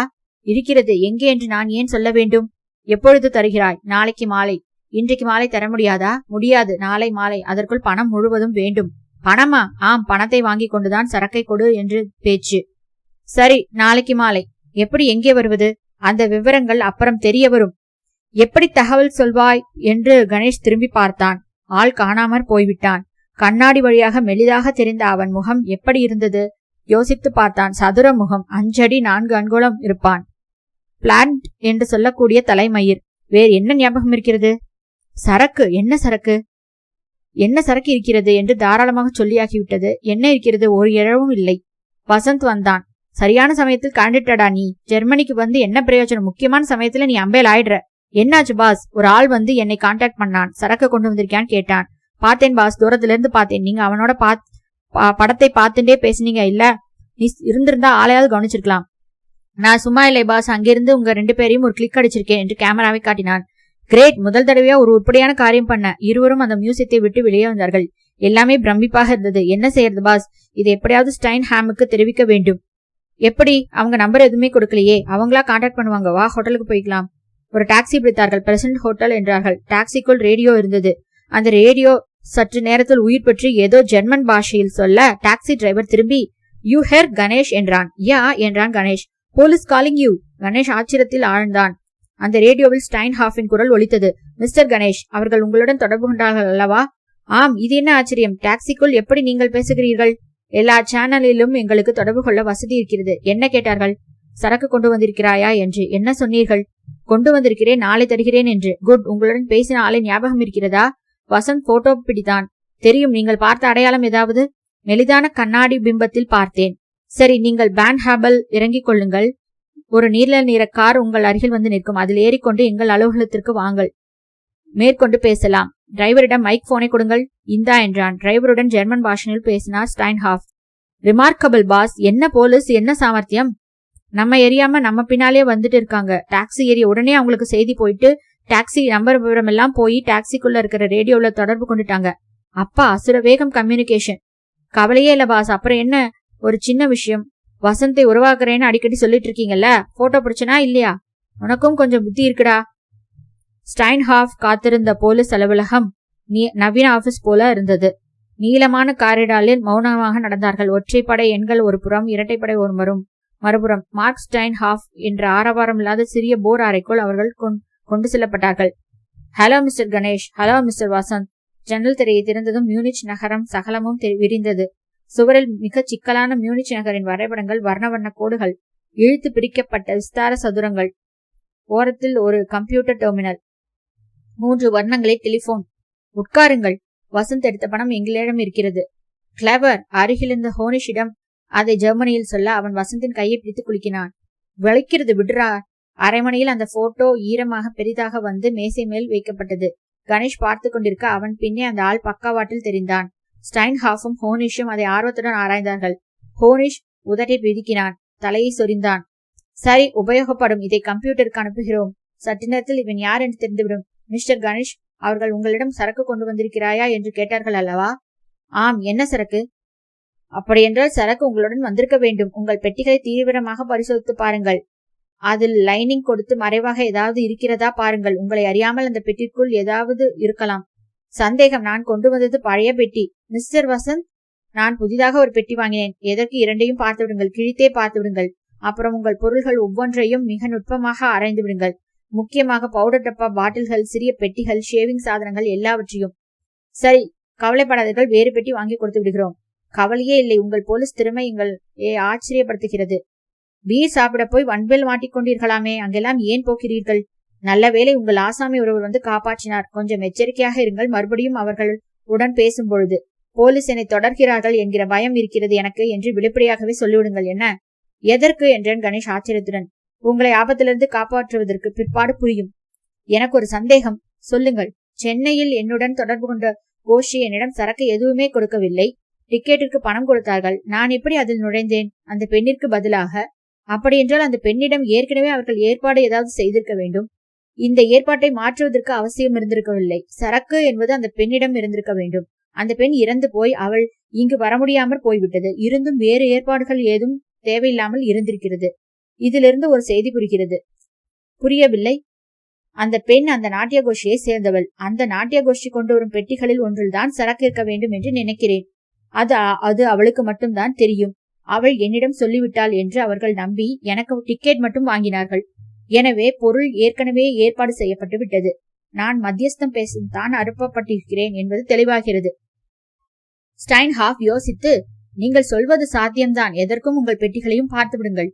சரி, அந்த கலாராதனாவின் பெட்டிகளை எப்படி சோதிக்கப் போகிறீர்கள்? அது சுலபம். அவர்கள் ஹோட்டல் மாற்றும்படி ஏற்பாடு செய்து மாற்றுகையில் பெட்டிகள் அனைத்தையும் குடைந்து சோதித்துவிட்டு அனுப்பிவிடுவோம். அதை நாங்கள் பார்த்துக் கொள்கிறோம். நல்லது. நீங்கள் எடுத்த போட்டோ எங்களுக்கு ஏராளமாக உதவப் போகிறது. கவலைப்படாதீர்கள். சற்று ஜாக்கிரதையாக இருங்கள். இரவில் தனியாக செல்லாதீர்கள். டெலிவிஷன் பார்த்து கொண்டீர்கள். திரும்ப அவர்கள் ஹோட்டலுக்கு வந்தபொழுது மாலை 6 மணி இருக்கும். அந்த பெண் மாறியிருந்தாள். மற்றொருத்தி இருந்தாள். லாபியில் டெலிவிஷன் கேட்பாரற்று விளம்பரங்கள் போட்டுக் கொண்டிருந்தது. கணேஷுக்கு பசித்தது. அந்த பெண்ணிடம் சென்று இங்கிலீஷ் வருமா என்றான். கொஞ்சம். அரிசி இருக்கிறதா என்று ஜெர்மனியில் எப்படி கேட்பது? ஹேப்பன்சி ரைஸ் என்று அந்த ரெஸ்டாரண்டில் கேட்டார்கள். யோயா என்று தலையாட்ட அப்பாடா என்று 2 பிளேட் ஆர்டர் செய்தார்கள். பொறுக்கி 10-15 அரிசியை அரைவேக்காடாக கொண்டு வைத்து சுற்றியும் சில தலை அமைத்து கொண்டு வந்து வைத்தான் வெயிட்டர். ஓரத்தில் உப்பில்லாமல் வேக வைத்த உருளைக்கிழங்கு. ஓரத்தில் சாப்பிட்டு பார்த்தார்கள். 2 நாளில் நாக்கு செத்து போயிரும் போல இருக்கு. நல்ல நார்த்தங்க ஊழ்கா கிடைச்சா நல்லா இருக்கும் போல. அங்க பாருங்க. அடுத்த மேசையில் ஒருத்தன் மிகச் சிறிய முள்கரண்டியால் சாப்பிட்டு கொண்டிருந்தான். என்ன சாப்பிட்றான் தெரியுமா? என்ன? நத்தையை கொமற்றுது. வா போலாம். வெளியே வர்ண விளக்குகள் நடமாடின. குளிர் பாதி உற்சாகத்தை கெடுத்தது. பசி அடங்கவில்லை. பயம் கொஞ்சம் இருந்தது. வினோத தேசம். போலீஸ் ஒரு பக்கம், அவர்கள் மறுபக்கம். இடையே 2 இந்தியர்கள். எந்த முறையில் எந்த கத்தி கொத்து காத்திருக்கிறது? எந்த துப்பாக்கி வெடிக்கப் போகிறது? எங்கே இருக்கிறது அந்த சரக்கு? என்ன சரக்கு அது? சென்னையில் ஒரு ஷெட்டில் கண்ணாடிக்கு பின் பேசியவனுக்கும் மியூனிச் நகரத்தில் ஒரு சித்திரக்காட்சி சாலையில் முதுகு பக்கம் பேசினவனுக்கும் என்ன சம்பந்தம்? முதல் தடவையாக இந்த வினோத விவகாரத்தின் உள்பொதிந்திருந்த மூர்க்கத்தனத்தின் பரிச்சயம் மறுநாள் காலை அவர்களுக்கு ஏற்பட்டது. இரவு சீக்கிரம் வந்து படுத்து விட்டார்கள். சற்று நேரம் புரியாத டிவி பார்த்துவிட்டு தூங்கிவிட்டார்கள். காலை எழுந்து குளித்துவிட்டு ஹோட்டலின் கீழே இருக்கும் ரெஸ்டாரண்டிலேயே அரைவேக்காட்டு முட்டை, ரொட்டி, காஃபி சாப்பிட்டார்கள். ஹோனிஷ் வந்து அவர்களுடன் உட்கார்ந்து கொண்டான். கம் என்றான். எங்கே என்றான். ஸ்டைன்ஹாஃப் என்று கூறி புரியாமல் ஜெர்மனியில் பேசினான். ஸ்டைன்ஹாஃப் வரச் சொன்னாரா? யா என்றான். இருவரும் அவனுடன் சென்றார்கள். கருநீல நிற மெர்சிடிஸ் கார் அது ஏறிக்கொண்டார்கள். போலீஸ் இலாக்காவனுடையது என்பதற்காக அடையாளங்கள் எதுவுமே இல்லை. ரேடியோ ஒலித்துக் கொண்டிருந்தது. அதன் மைக் போனை எடுத்து ஹோனிஷ் ஏதோ பேச ஸ்டைன்ஹாஃபின் குரல் ஒலித்தது. மிஸ்டர் கணேஷ், நீங்கள் கொடுத்த போட்டோவில் இருந்து அந்த ஆளை கண்டுபிடித்து விட்டோம். அவனை சந்திக்க போகிறோம். சின்ன சின்ன காரியங்கள் செய்யும் பழைய குற்றவாளி அவன். அவனை உங்களால் அடையாளம் கண்டுகொள்ள முடிகிறதா என்று பார்க்கலாம். கணேஷ் மைக்கை வாங்கி, அவன் முகத்தை கண்ணாடியின் பிரதிபிம்பமாகத்தான் நான் பார்த்தேன். குரல் ஞாபகம் இருக்கிறது என்றான். சரி, பார்க்கலாம். கார் விரைந்தது. மிக நவீனமான அகலமான பேட்டைகளை கடந்து சென்றது. வசந்த் ஹோனிஷிடம் அது என்ன இடம் என்று சைகை மூலம் புரிய வைத்து கேட்டான். ஸ்வாப்பிங் என்றான். மர நிழல்களில் ஹிப்பி இளைஞர்கள் சித்திரங்கள் விற்று கொண்டிருந்தார்கள். கார் நிற்க ஏற்கனவே மற்றொரு கார் காத்திருந்தது. ஸ்டைன்ஹாஃப் காத்திருந்தார். அவர் வந்ததும், come mister Ganesh, mister Vasanth நீங்க அங்கே இருங்கள் என்றார். அந்த 3 மாடி கட்டிடத்தின் மாடி ஏறும்போது ஸ்டைன்ஹாஃப் பேசிக்கொண்டே வந்தாள். அந்த போட்டோவில் இருந்து கம்ப்யூட்டர் ஐடென்டிகேட் மூலம் அடையாளம் கண்டுபிடித்து விட்டோம். உடனே எப்படி அவன் இங்கே இருக்கிறான் என்று தீர்மானமாக சொல்கிறீர்கள் என்றான் கணேஷ். அவன் சாதாரணமாக புழங்கும் இடங்களையும் கம்ப்யூட்டர் சொல்லிவிடுகிறது. என்னை பற்றி உங்கள் கம்ப்யூட்டருக்கு தெரியுமா? தெரியும். என்ன தெரியும் என்பதை ஒரு நாள் காட்டுகிறேன். இந்த விவகாரம் நல்லபடியாக முடியட்டும் என்றார் அந்த போலீஸ். வால்பேப்பரில் மிகப்பெரிய மலர் வடிவங்கள் ஒட்டியிருக்க, அரைவாசலில் பிளாஸ்டிக் பையில் பால் காத்திருக்க அந்த அரை கதவை தட்டினார்கள்.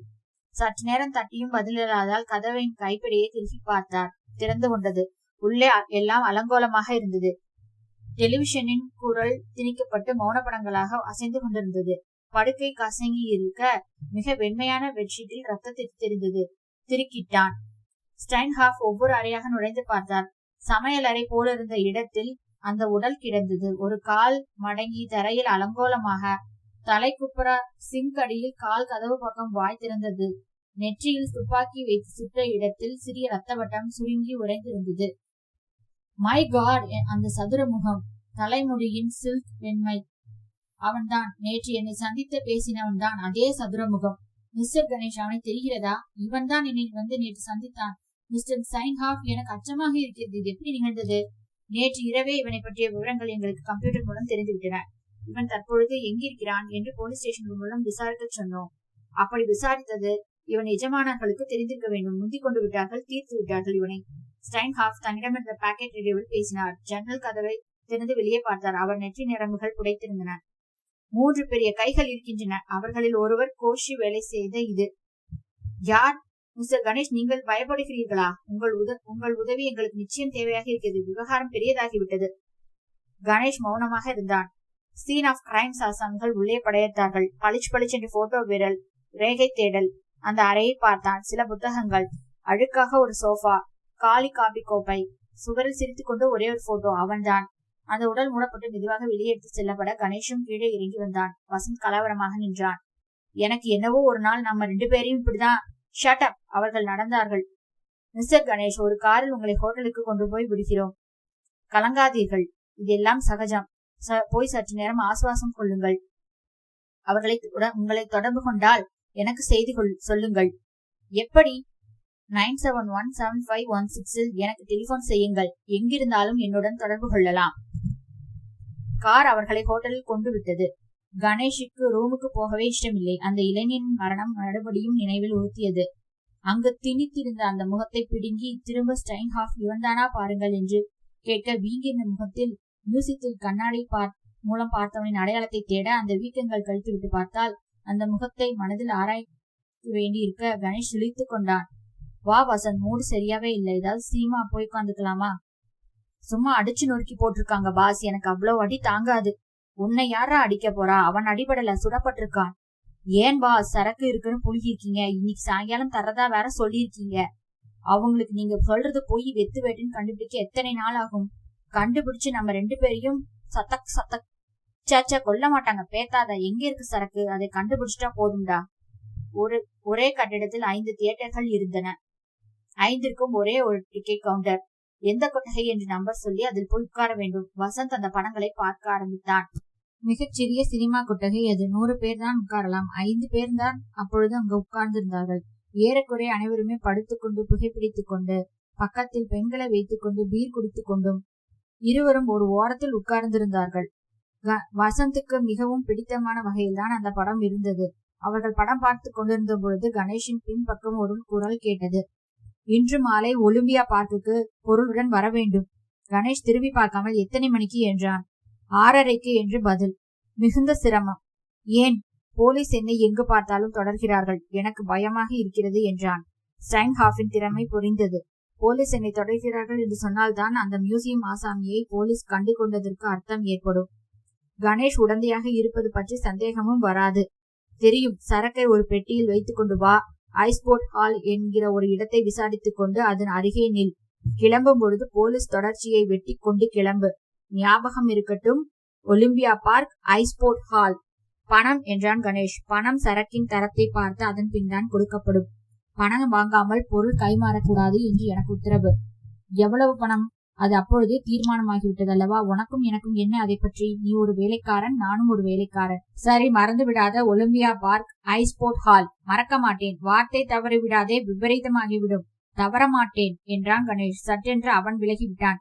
வசந்த் வசந்த் வசந்த் அந்த திரைப்படத்தில் முழுவதுமே ஆழ்ந்திருந்தான். வசந்த் வா, வேலைக்கு உடனே போகணும், அப்புறமா பார்க்கலாம் மிச்சத்தை. வசந்த் அழுத்துக்கொண்டே வெளியே வந்தான். சரியான கட்டத்துல வந்துட்டோமே பாஸ். சரியான கட்டம் நிஜமாகவே ஆரம்பிச்சிருச்சு. வசந்த், சரியான ஆபத்துல சிக்கிட்டு இருக்கோம். ஒரு பக்கம் போலீஸ், ஒரு பக்கம் இவங்க. இப்ப சரக்கை கொண்டு வான்னு கேக்குறாங்க. சாயங்காலம் 6:30க்கு ஒலிம்பியா பார்க்காம். அங்க கொண்டு வந்து கொடுக்கணுமாம். என்னத்த கொடுக்கறது, என்ன செய்யறது? ஸ்டைன்ஹாஃப் சொன்ன நம்பர் ஞாபகம் இருக்கா? 9717516. டெலிபோன் சப்தமே வேறு மாதிரி இருந்தது. ஒருவித எலக்ட்ரானிக்ஸ் தன்மை இருந்தது. முதலில் காசு போட்டுவிட்டால் அப்புறம் கவலையே இல்லை. நம்பர் எங்கேஜாக இருந்ததால் காசு திரும்ப கிடைத்தது. 2வது தடவை கிடைத்தது. மிஸ்டர் ஸ்டைன்ஹாஃப், நான் கணேஷ் பேசுகிறேன். சொல்லுங்கள். அவர்கள் என்னிடம் தொடர்பு கொண்டு என்னை இன்று மாலை 6:30க்கு ஒலிம்பியா பார்க்கில் ஒரு இடத்தில் வர சொல்லியிருக்கிறார்கள், சரக்குடன். Very good. என்ன வெரி குட்? சரக்குக்கு எங்கே போவேன்? அந்த கலாராதனாவின் பெட்டிகளை சோதனையிட்டீர்களா? பூராவும் சோதனையிட்டு விட்டோம். சுத்தம். அவர்களிடம் ஒன்றுமே இல்லை. உங்கள் பெட்டிகளை பார்த்தீர்களா நீங்கள்? இனிமேல் தான் போய் பார்க்க வேண்டும். எனக்கு நம்பிக்கை இல்லை. உடனே ஹோட்டலுக்கு போய் உங்கள் பெட்டிகளையும் பாருங்கள். எதுவும் இல்லை என்றால் எனக்கு தெரிவிங்கள், நாங்கள் ஏற்பாடு பண்ணுகிறோம். எதற்கு? சரக்கிற்கு. போலியா? ஆம், அவர்கள் உங்களிடம் அந்த பெட்டியை வாங்கும் வரை காத்திருந்து நீங்கள் விலகின பிற்பாடு நாங்கள் கவனித்துக் கொள்கிறோம். ஹோட்டலுக்கு போய் போன் பண்ணுங்கள். சரி என்று சந்தேகத்துடன் வைத்தான் கணேஷ். வசந்த் என்ன என்றான். சரியானபடி சிக்கிட்டோம்டா. போலீஸ் நம்ம கிட்ட ஒரு போலீச்சரிக்கை கொடுத்து அவங்களை பிடிக்க போறாங்களா? நம்ம அவங்க உபயோகிக்க போறாங்களா? பாஸ் முணுக்குன்னா 2 பேரும் துப்பாக்கியை தூக்கிடுவாங்க. 2 பக்கமும் குண்டு பறக்க போகுது. நாம நடுவுல செத்தோம். பேசாம கண்மறைவா போயிடலாம். அப்புறம் அவங்க போலீஸ்கிட்ட தப்பிச்சா கூட போலீச்சரிக்கை பார்த்துட்டு நம்மை துரத்த போறாங்க. என்னடா செய்யறது? அந்த கலாராதனாவை பார்த்துட்டாங்களாம். அவங்க கிட்ட ஒண்ணுமே கிடையாதாம். துப்புரவா தேடிட்டாங்களாம். சரக்கு என்னன்னே தெரியாது. அவர்கள் ஹோட்டல் அறைக்கு சென்றதும் தங்கள் பெட்டிகளை முழுவதும் சோதனை செய்து வந்தார்கள். பெட்டியின் அடிப்பாகத்தை கிழித்து கூட பார்த்தார்கள். பவுடர் டப்பாக்கள், தைலங்கள், லோஷன்கள் ஒன்றுமே இல்லை. ஸ்டைன்ஹாஃப்க்கு டெலிபோன் செய்தான். எங்கள் பெட்டிகளையும் சோதித்து விட்டோம். ஏதும் அகப்படவில்லை. சரி, பரவாயில்லை, நாங்கள் ஏற்பாடு செய்து விடுகிறோம்.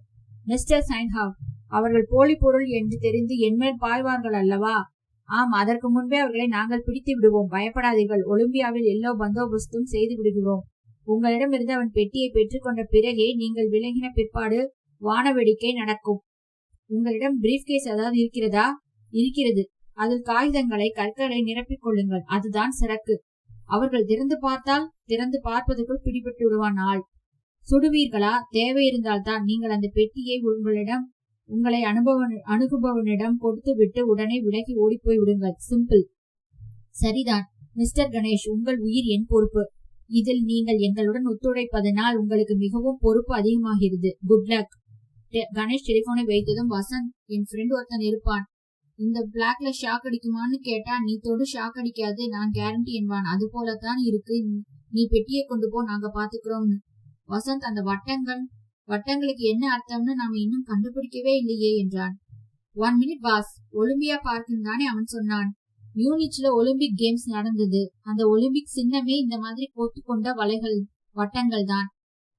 அதனால அதுக்கு என்ன அர்த்தம்? அவங்க நம்மை ஒலிம்பிக் பார்த்து தானே வர சொல்லியிருக்காங்க. சரி, இதுல இருந்து சரக்கு என்ன? அது எங்க ஒளிஞ்சுன்னு இருக்குன்னு ஏதாவது தெரியறதா? அதுதான் முக்கியம். அது இன்னும் கொஞ்சம் யோசிக்கணும். அந்த வட்டங்களில் தான் விட இருக்கு. அதுலதான் சரக்கு எங்க இருக்குங்கிறதுக்கு அடையாளம் இருக்கு. மாலை 6 மணிக்கு அவர்கள் பூமிக்கடியில் அந்த நவீன ரயிலில் விரைந்து கொண்டிருந்தார்கள். கூட்டம் சுமாராக இருந்தது.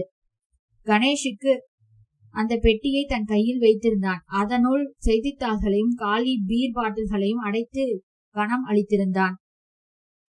கணேஷுக்கு கவலையாகவே இருந்தது. எந்த நிமிஷமும் தப்பு நேர்ந்து யாரையாவது தவறாக சுட்டுவிட்டால் முதல் விபத்து கணேஷுக்கு தான் ஏற்படும். என்ன செய்வது?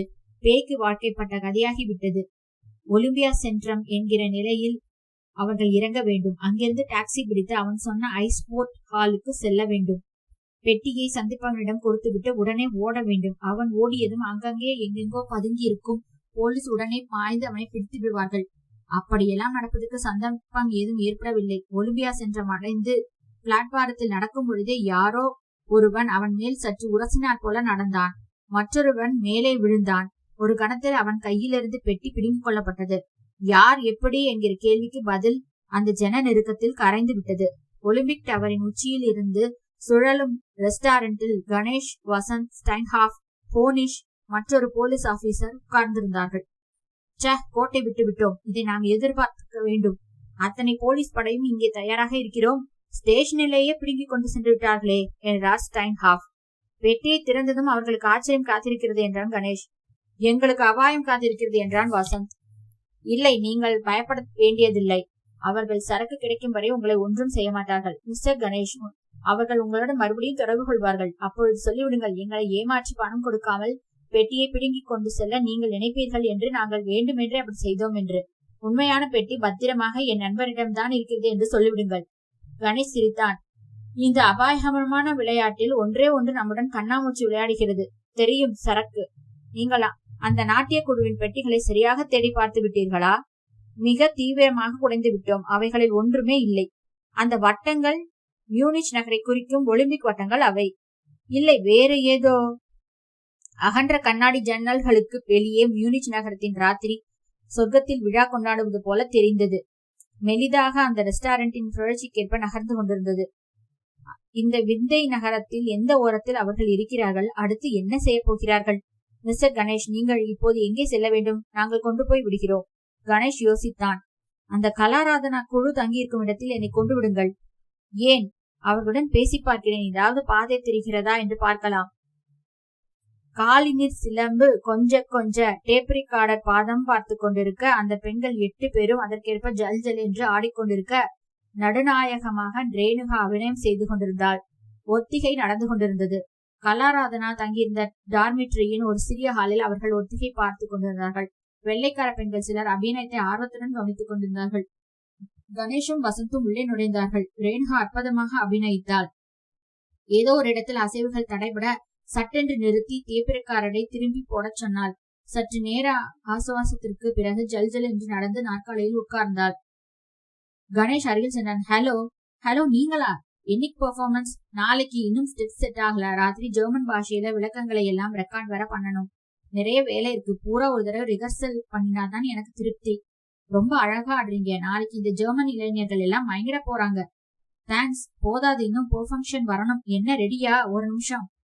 மறுபடியும் அந்த பாடல் துவங்கியது. காலினிர் சிலம்புகள் கொஞ்ச கைவளை குலுங்க, முத்து மாலைகள் அசைய, காலினிர் சிலம்புகள் கொஞ்ச. அவர்கள் சிலம்புகள் கொஞ்சின, கைவளைகள் குலுங்கின. அவர்கள் வளையலை குலுக்கினார்கள். கணேஷ் மூளைக்குள் ஒரு மின்னல் அடித்தது. வசந்த் என்றான். என்ன boss? Oh, I got it Vasanth. என்ன பாஸ்? அந்த வளையல்களின் அர்த்தம் என்ன சொல்றீங்க? வசந்த், மேலே கேட்காத, நான் சொல்றதை செய். அந்த பெண்ணு லாவண்யா இருக்கா பாரு, இருக்கால இடது பக்கத்துல. அவளை இனி ராத்திரி நம்மோட வர செய்ய முடியுமா? ரூமுக்கா? ஆமாம். வசந்த் கணேஷை சந்தேகத்துடன் பார்த்தான். வித்தியாசமா ஒண்ணும் இல்ல. அவளை டின்னருக்கு கூப்பிடு, டின்னர் சாப்பிடலாம். எப்படியாவது அவளை நம்ம ரூமுக்கு அழைச்சிட்டு போயிடலாம். அப்புறம் அப்புறம் பாரேன், எனக்கு ஒரு சந்தேகம் உதிச்சிருக்கு. அது தீரணும். ஒத்திகை முடிகிற வரைக்கும் காத்திருக்கலாம். அப்புறம் உன் சாமர்த்தியை காட்டணும். நீ என்ன டன் பாஸ், எதுக்குன்னு சொல்லிட்டீங்கன்னா? சொல்றேன், சமயம் வரும்போது சொல்றேன். ஒத்திகை முடிய அந்த ஜெர்மன் பெண்கள் ரேணுகாவிடம் சென்றார்கள். மற்ற பெண்கள் விடுபட்ட சந்தோஷத்துடன் விளங்கினார்கள். வசந்த் மெல்ல லாவண்யாவை அணுகினான். ஹாய் லாவண்யா. ஹாய் என்றாள். கிரேட். என்ன உன் டான்ஸ்? தேங்க்ஸ். மியூனிச் எல்லாம் பாத்திருக்கீங்களா? எங்கே? வந்ததுல இருந்து ஒத்திகை தான். நாளைக்கு ஷோ முடிஞ்ச பிறகு தான் சுத்தி பார்க்கலாம், கிளம்பலான்னு ரேணுகா சொல்லியிருக்காங்க. இப்ப என்ன? ரூமுக்கு போறோம். Good bye. என்ன அவ்வளவு சீக்கிரத்துல குட் பை சொல்லிட்டீங்க? உங்களுக்காக டிக்கெட்லாம் வாங்கி வச்சிருக்கேன். டிக்கெட்டா? ஆமா, புதுசா ஒரு ஹாலிவுட் படத்திற்கு. 20 நிமிஷங்களில் வசந்த் அந்த பெண்ணை கடத்தி கொண்டு வந்து விட்டான். மூவரும் ஒரு ரெஸ்டாரண்டிற்கு சென்றார்கள். வெறும் காஃபி ஆர்டர் தந்தார்கள். கணேஷ் அவளை பார்த்து கொண்டிருந்தான். நாட்டிய உடையிலிருந்து மாறி எளிதான சாரி அணிந்திருந்தாள். அந்த சாரிக்கு மேல் ஒரு ஸ்வெட்டர் போட்டிருந்தாள். அது அவளுக்கு நன்றாக இருந்தது. உங்க டான்ஸ் நல்லா இருக்கு என்றான் கணேஷ். வசந்த் கணேஷை முறைத்தான். வசந்த், உன் கையை காட்டு என்றான். அவன் கையை பிடுங்கி இழுத்து கொண்டு ரேகை பார்த்தான் கணேஷ். இருதய ரேகை குருமேட்டில் ஆரம்பிக்கிறது, புதனை நோக்கி போறது. எல்லாத்திலையும் உனக்கு வெற்றிடா என்றான். லாவண்யா, என் கையை பாருங்க என்றாள். நீட்டுங்க. அவளது கையை பற்றி ஆராய்ந்தான். இருதய ரேகையில் ஒரு தீவு இருக்குது பாருங்க. என்ன அர்த்தம் என்றாள் அவளுடன். கொஞ்சம் எமோஷனல் நீங்க. சூரியமேட்டிலிருந்து ஒரு ரேகை நேரா இதயத்தை தொடுது. என்ன அர்த்தம்? 25 வயசுக்கு அப்புறம் அதிர்ஷ்டம். இன்னும் 7 வருஷம் காத்திருக்கணுமோ என்று சிரித்தாள். உங்க கை ஒரு நளினமான கை. தேங்க்ஸ். தொட்டாலே சாஃப்டா இருக்கு என்றான் கணேஷ். வசந்த் அவனை முறைப்பதை தவிர்த்தான். மிஸ் லாவண்யா, ஒரே ஒரு வேண்டுகோள். என்ன? உங்க நளினமான கையின் ஞாபகமா எனக்கு ஒரே ஒரு பரிசு. என்ன என்று வியப்புடன் கேட்டாள்.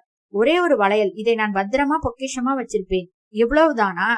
வெறும் பிளாஸ்டிக் வளையல். ஒன்னு போதுமா என்று கழுத்தி கொடுத்தாள். உங்க ஞாபகத்துக்கு உங்கள் கைகளும் அது செய்யற அபிநவியும் ஞாபகம் இருக்கிறதுக்கு. 2 பேரும் ரொம்ப ரொமான்டிக் என்றாள். கணேஷ் அந்த வளையலை பைக்குள் போட்டுக் கொண்டான். லாவண்யா, எக்ஸ்கியூஸ் மீ, எனக்கு பாத்ரூம் போகணும் என்றாள். அந்த வெயிட்டரை கேளுங்க. அவள் சென்றதும் வசந்த் வளையல் என்றான். கணேஷ் வளையலை தன் பைக்குள்ளிருந்து எடுத்து மேஜை மேல் வைத்தான். சற்று பட்டையான வளையல். கணேஷ் அதை துண்டு துண்டுகளாக உடைத்தான். வளையலின் உள்பகுதி ஓட்டையாக இருந்தது. உதிர்த்தான். அதிலிருந்து வெள்ளையாக பொடி உதிர்ந்தது. சரக்கு. இதுதான் அவங்க கேக்குற சரக்கு. அதை தொட்டு நாக்கில் வைத்து பார்த்தான். சுரீல் என்று துவர்த்தது. மை காட், எப்படி கண்டுபிடிச்சீங்க பாஸ்? அந்த பெண் தீபா வட்ட வட்டமா வரைஞ்சாலே, என்னன்னு மண்டையை போட்டு உடச்சுக்கிட்டுமே. திடீர்னு இன்னைக்கு ஒத்திகையில கை வளைகள் குலுங்க குலுங்கன்னு பாடுற பொழுது பிளாஷ் ஆச்சு. வளையல்டா, வளையல். அந்த பெண்கள் போட்டு இருக்க ஒவ்வொரு வளையலுக்குள்ளேயும் மறைச்சு வச்சிருக்காங்க சரக்க. லட்சக்கணக்கில் விலை போற போதை சரக்கு. கிரேட் பாஸ், கைய கொடுங்க. இப்போ என்ன செய்யலாம்? உடனே ஸ்டைன் ஹாஃபுக்கு தகவல் சொல்லலாம். லாவண்யா திரும்பி வர அந்த உடைந்த வளையலை அப்படியே பைக்குள் திணித்து கொண்டான் கணேஷ். இப்ப எங்க போகலாம்? 9:00 வந்துடணும்னு ஸ்ட்ரிக்டா ரேணுகா சொல்லியிருக்காங்க. சினிமா பாக்கலாமா? வசந்த், நீ சினிமாவுக்கு போயிட்டு வா, நான் ஹோட்டலுக்கு போறேன். நீங்க வரலையா என்றாள் லாவண்யா. எனக்கு வேலை இருக்கு, நீங்க போயிட்டு வாங்க. நீங்க வரலனா நான் வரல என்றாள் லாவண்யா. என் ஜாதகம் அப்படி என்றான் வசந்த் சலித்துக் கொண்டே. மிஸ்டர் கணேஷ் என்று ஒருவன் கணேஷை அணுகினான். எஸ், உங்களுக்கு டெலிபோன் வந்திருக்கிறது. கணேஷ் யோசித்தான். யாராக இருக்கும்? ஸ்டைன் ஹாஃபாகத்தான் இருக்கும். அவங்கதான் நான் போற இடமெல்லாம் பின்னால் வந்துகிட்டு இருக்காங்க. கொஞ்சம் இருங்க. கணேஷ் அவன் பின் சென்றான். திஸ் வே ப்ளீஸ் என்றான். ஒரு கதவை திறந்தான். டெலிபோன் அந்த அறையில் இருக்கிறது. என்ன இது சந்து? அந்த மூளை திரும்பியதும் தன்னை என்ன தாக்கியது என்று கணேஷுக்கு தெரியவே இல்லை. மண்டை மேல் சரியான அடிபட்டான். உள்ளே நட்சத்திரங்கள் வெடிக்க சடுதியில் நிலை விழுந்தான். ஏதோ ஒரு வளையல் கடையில் லாவண்யா கலர் கலராக வளையல்களை அணிந்து கொண்டு கணேஷிடம் காட்டிக் கொண்டிருக்க, மீசை வைத்த வெள்ளைக்கார கடைக்காரன் ஒரு காஃபி கோப்பையில் தண்ணீர் கொண்டு வந்து அவன் முகத்தில் அடிக்கிறான். கணேஷ் விழித்துக் கொண்டான். அந்த அறையில் மெல்லிய இருட்டு. பழகுவதற்கு நேரம் பிடித்தது. மிக தாழ்ந்த மேசை விளக்கு. எழுந்திரு, விழித்துக்கொள். கணேஷ் மண்டைக்குள் வலித்தது. தொட்டிக்கொண்டான். கண்களை குறுக்கிக் கொண்டு பார்த்தான். 3-4 முகங்கள் தெரிந்தன. என்ன நான்?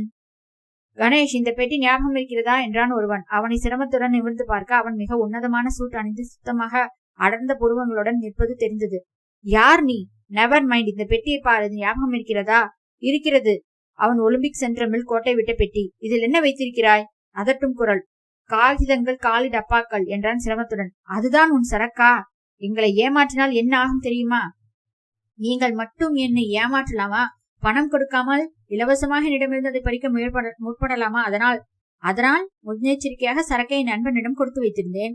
இப்பொழுது அது எங்கே இருக்கிறது? அதை நான் ஏன் சொல்ல வேண்டும்? அடிடா! சற்றும் எதிர்பாராத விதமாக தேனி கொட்டுவது போல அந்த அறை அவனுக்கு விழுந்தது. கணேஷ் பற்களுக்கு ரத்த புளிப்பை உடனே உணர்ந்தான். அடிக்கிறார்கள். வசந்த் இந்த சமயம் என்ன செய்து கொண்டிருப்பான்? ஏன் என்னடா போனவன் திரும்பலையே என்று சந்தேகிக்க ஆரம்பித்திருப்பானா? அல்லது லாவண்யாவுடன் என்னை அடிப்பதில் என்ன லாபம்? நான் மறுபடியும் மயங்க போகிறேன் என்றான். இவனிடம் எதுவும் இல்லை. அவர்கள் அனுப்பவே இல்லை, அல்லது இவன் மூலம் அனுப்பவில்லை. இவன் ஏதோ உளவு ஆசாமி, போலீஸ் ஆசாமி என நினைக்கிறேன். இங்கேயே தீர்த்து விடலாம் என்றான் அவர்களில் ஒருவன். இத்தாலியன் போலும் சுத்தமாக உடையணிந்த ஆசாமி ஜெர்மன் மொழியில் பேசினான். அவன் அருகில் இருந்தவர்கள் கணேஷை நோக்கி வந்தார்கள். வெயிட் எ மினிட், என்ன செய்கிறீர்கள்? என்ன என்ன? நீ போலீஸ் ஆசாமி, நீ எங்களிடம் விளையாடுகிறாய். உன்னிடம் மியூசியத்தில் தொடர்பு கொண்ட ஆள் ஒருவன் போலீசிடம் அகப்பட்டிருக்கிறான்.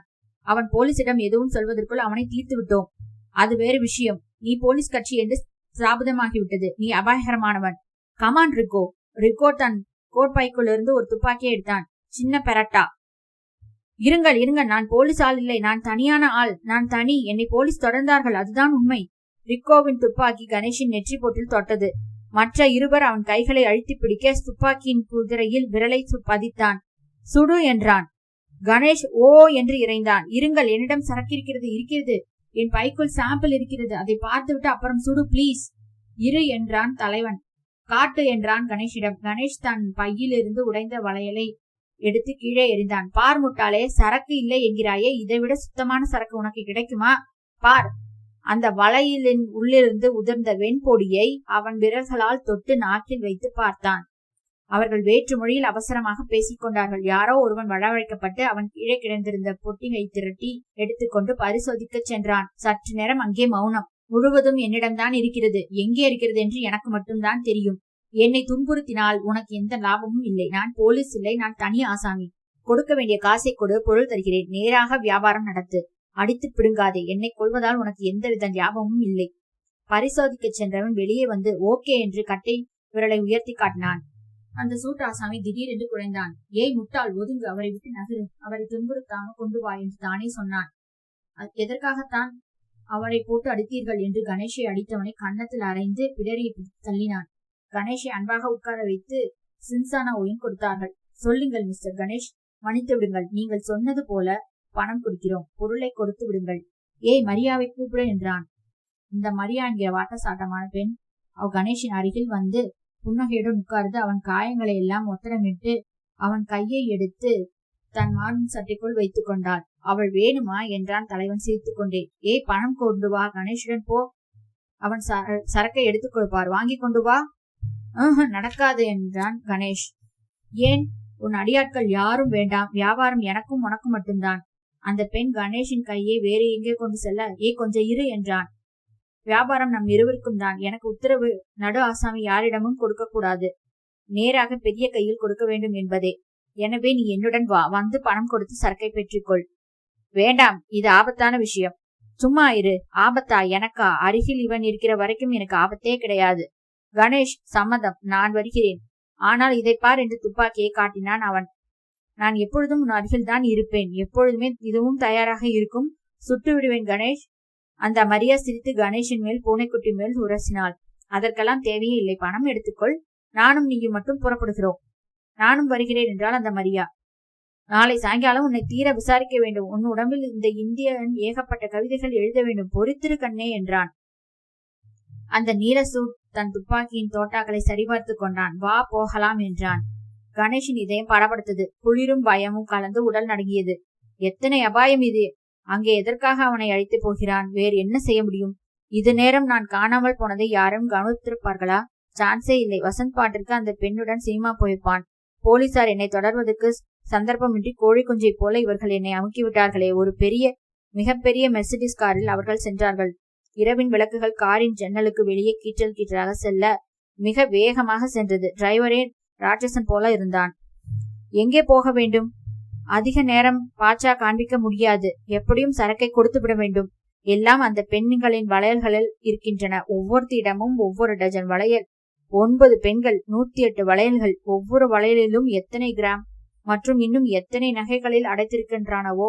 அந்த கலாராதனா குழு தங்கியிருக்கும் இடத்திற்கு போகலாம். அந்த பெண்கள் நகைகளை கழற்றி தத்தம் பெட்டிகளில் வைத்திருப்பார்கள். அங்கேதான் போக வேண்டும். வேறு எங்கே? ஹோட்டலுக்கு போகலாமா? வேண்டாம், அந்த நகைகள் தான் அங்கேதான். கார் அந்த டார்மிட்ரியின் முன் வந்து நின்ற பொழுது இரவு மணி 1 இருக்கும். அந்த நீல சூட் கணேஷின் முதுகில் துப்பாக்கியை பதித்துக் கொண்டே நடந்தான். வாசல் பக்கம் ரிசப்ஷனிஸ்ட் விழித்துக் கொண்டிருக்க அவர்கள் வருவதை பார்த்து யார் வேண்டும் என்றாள். கலாராதனா இந்திய நடனக்குழு. அவர்கள் எல்லாம் தூங்குகிறார்களே, இப்பொழுது எழுப்ப முடியாது, உங்களையும் அனுமதிக்க முடியாது. அவளை கொஞ்சம் கவனிக்கிறாயா?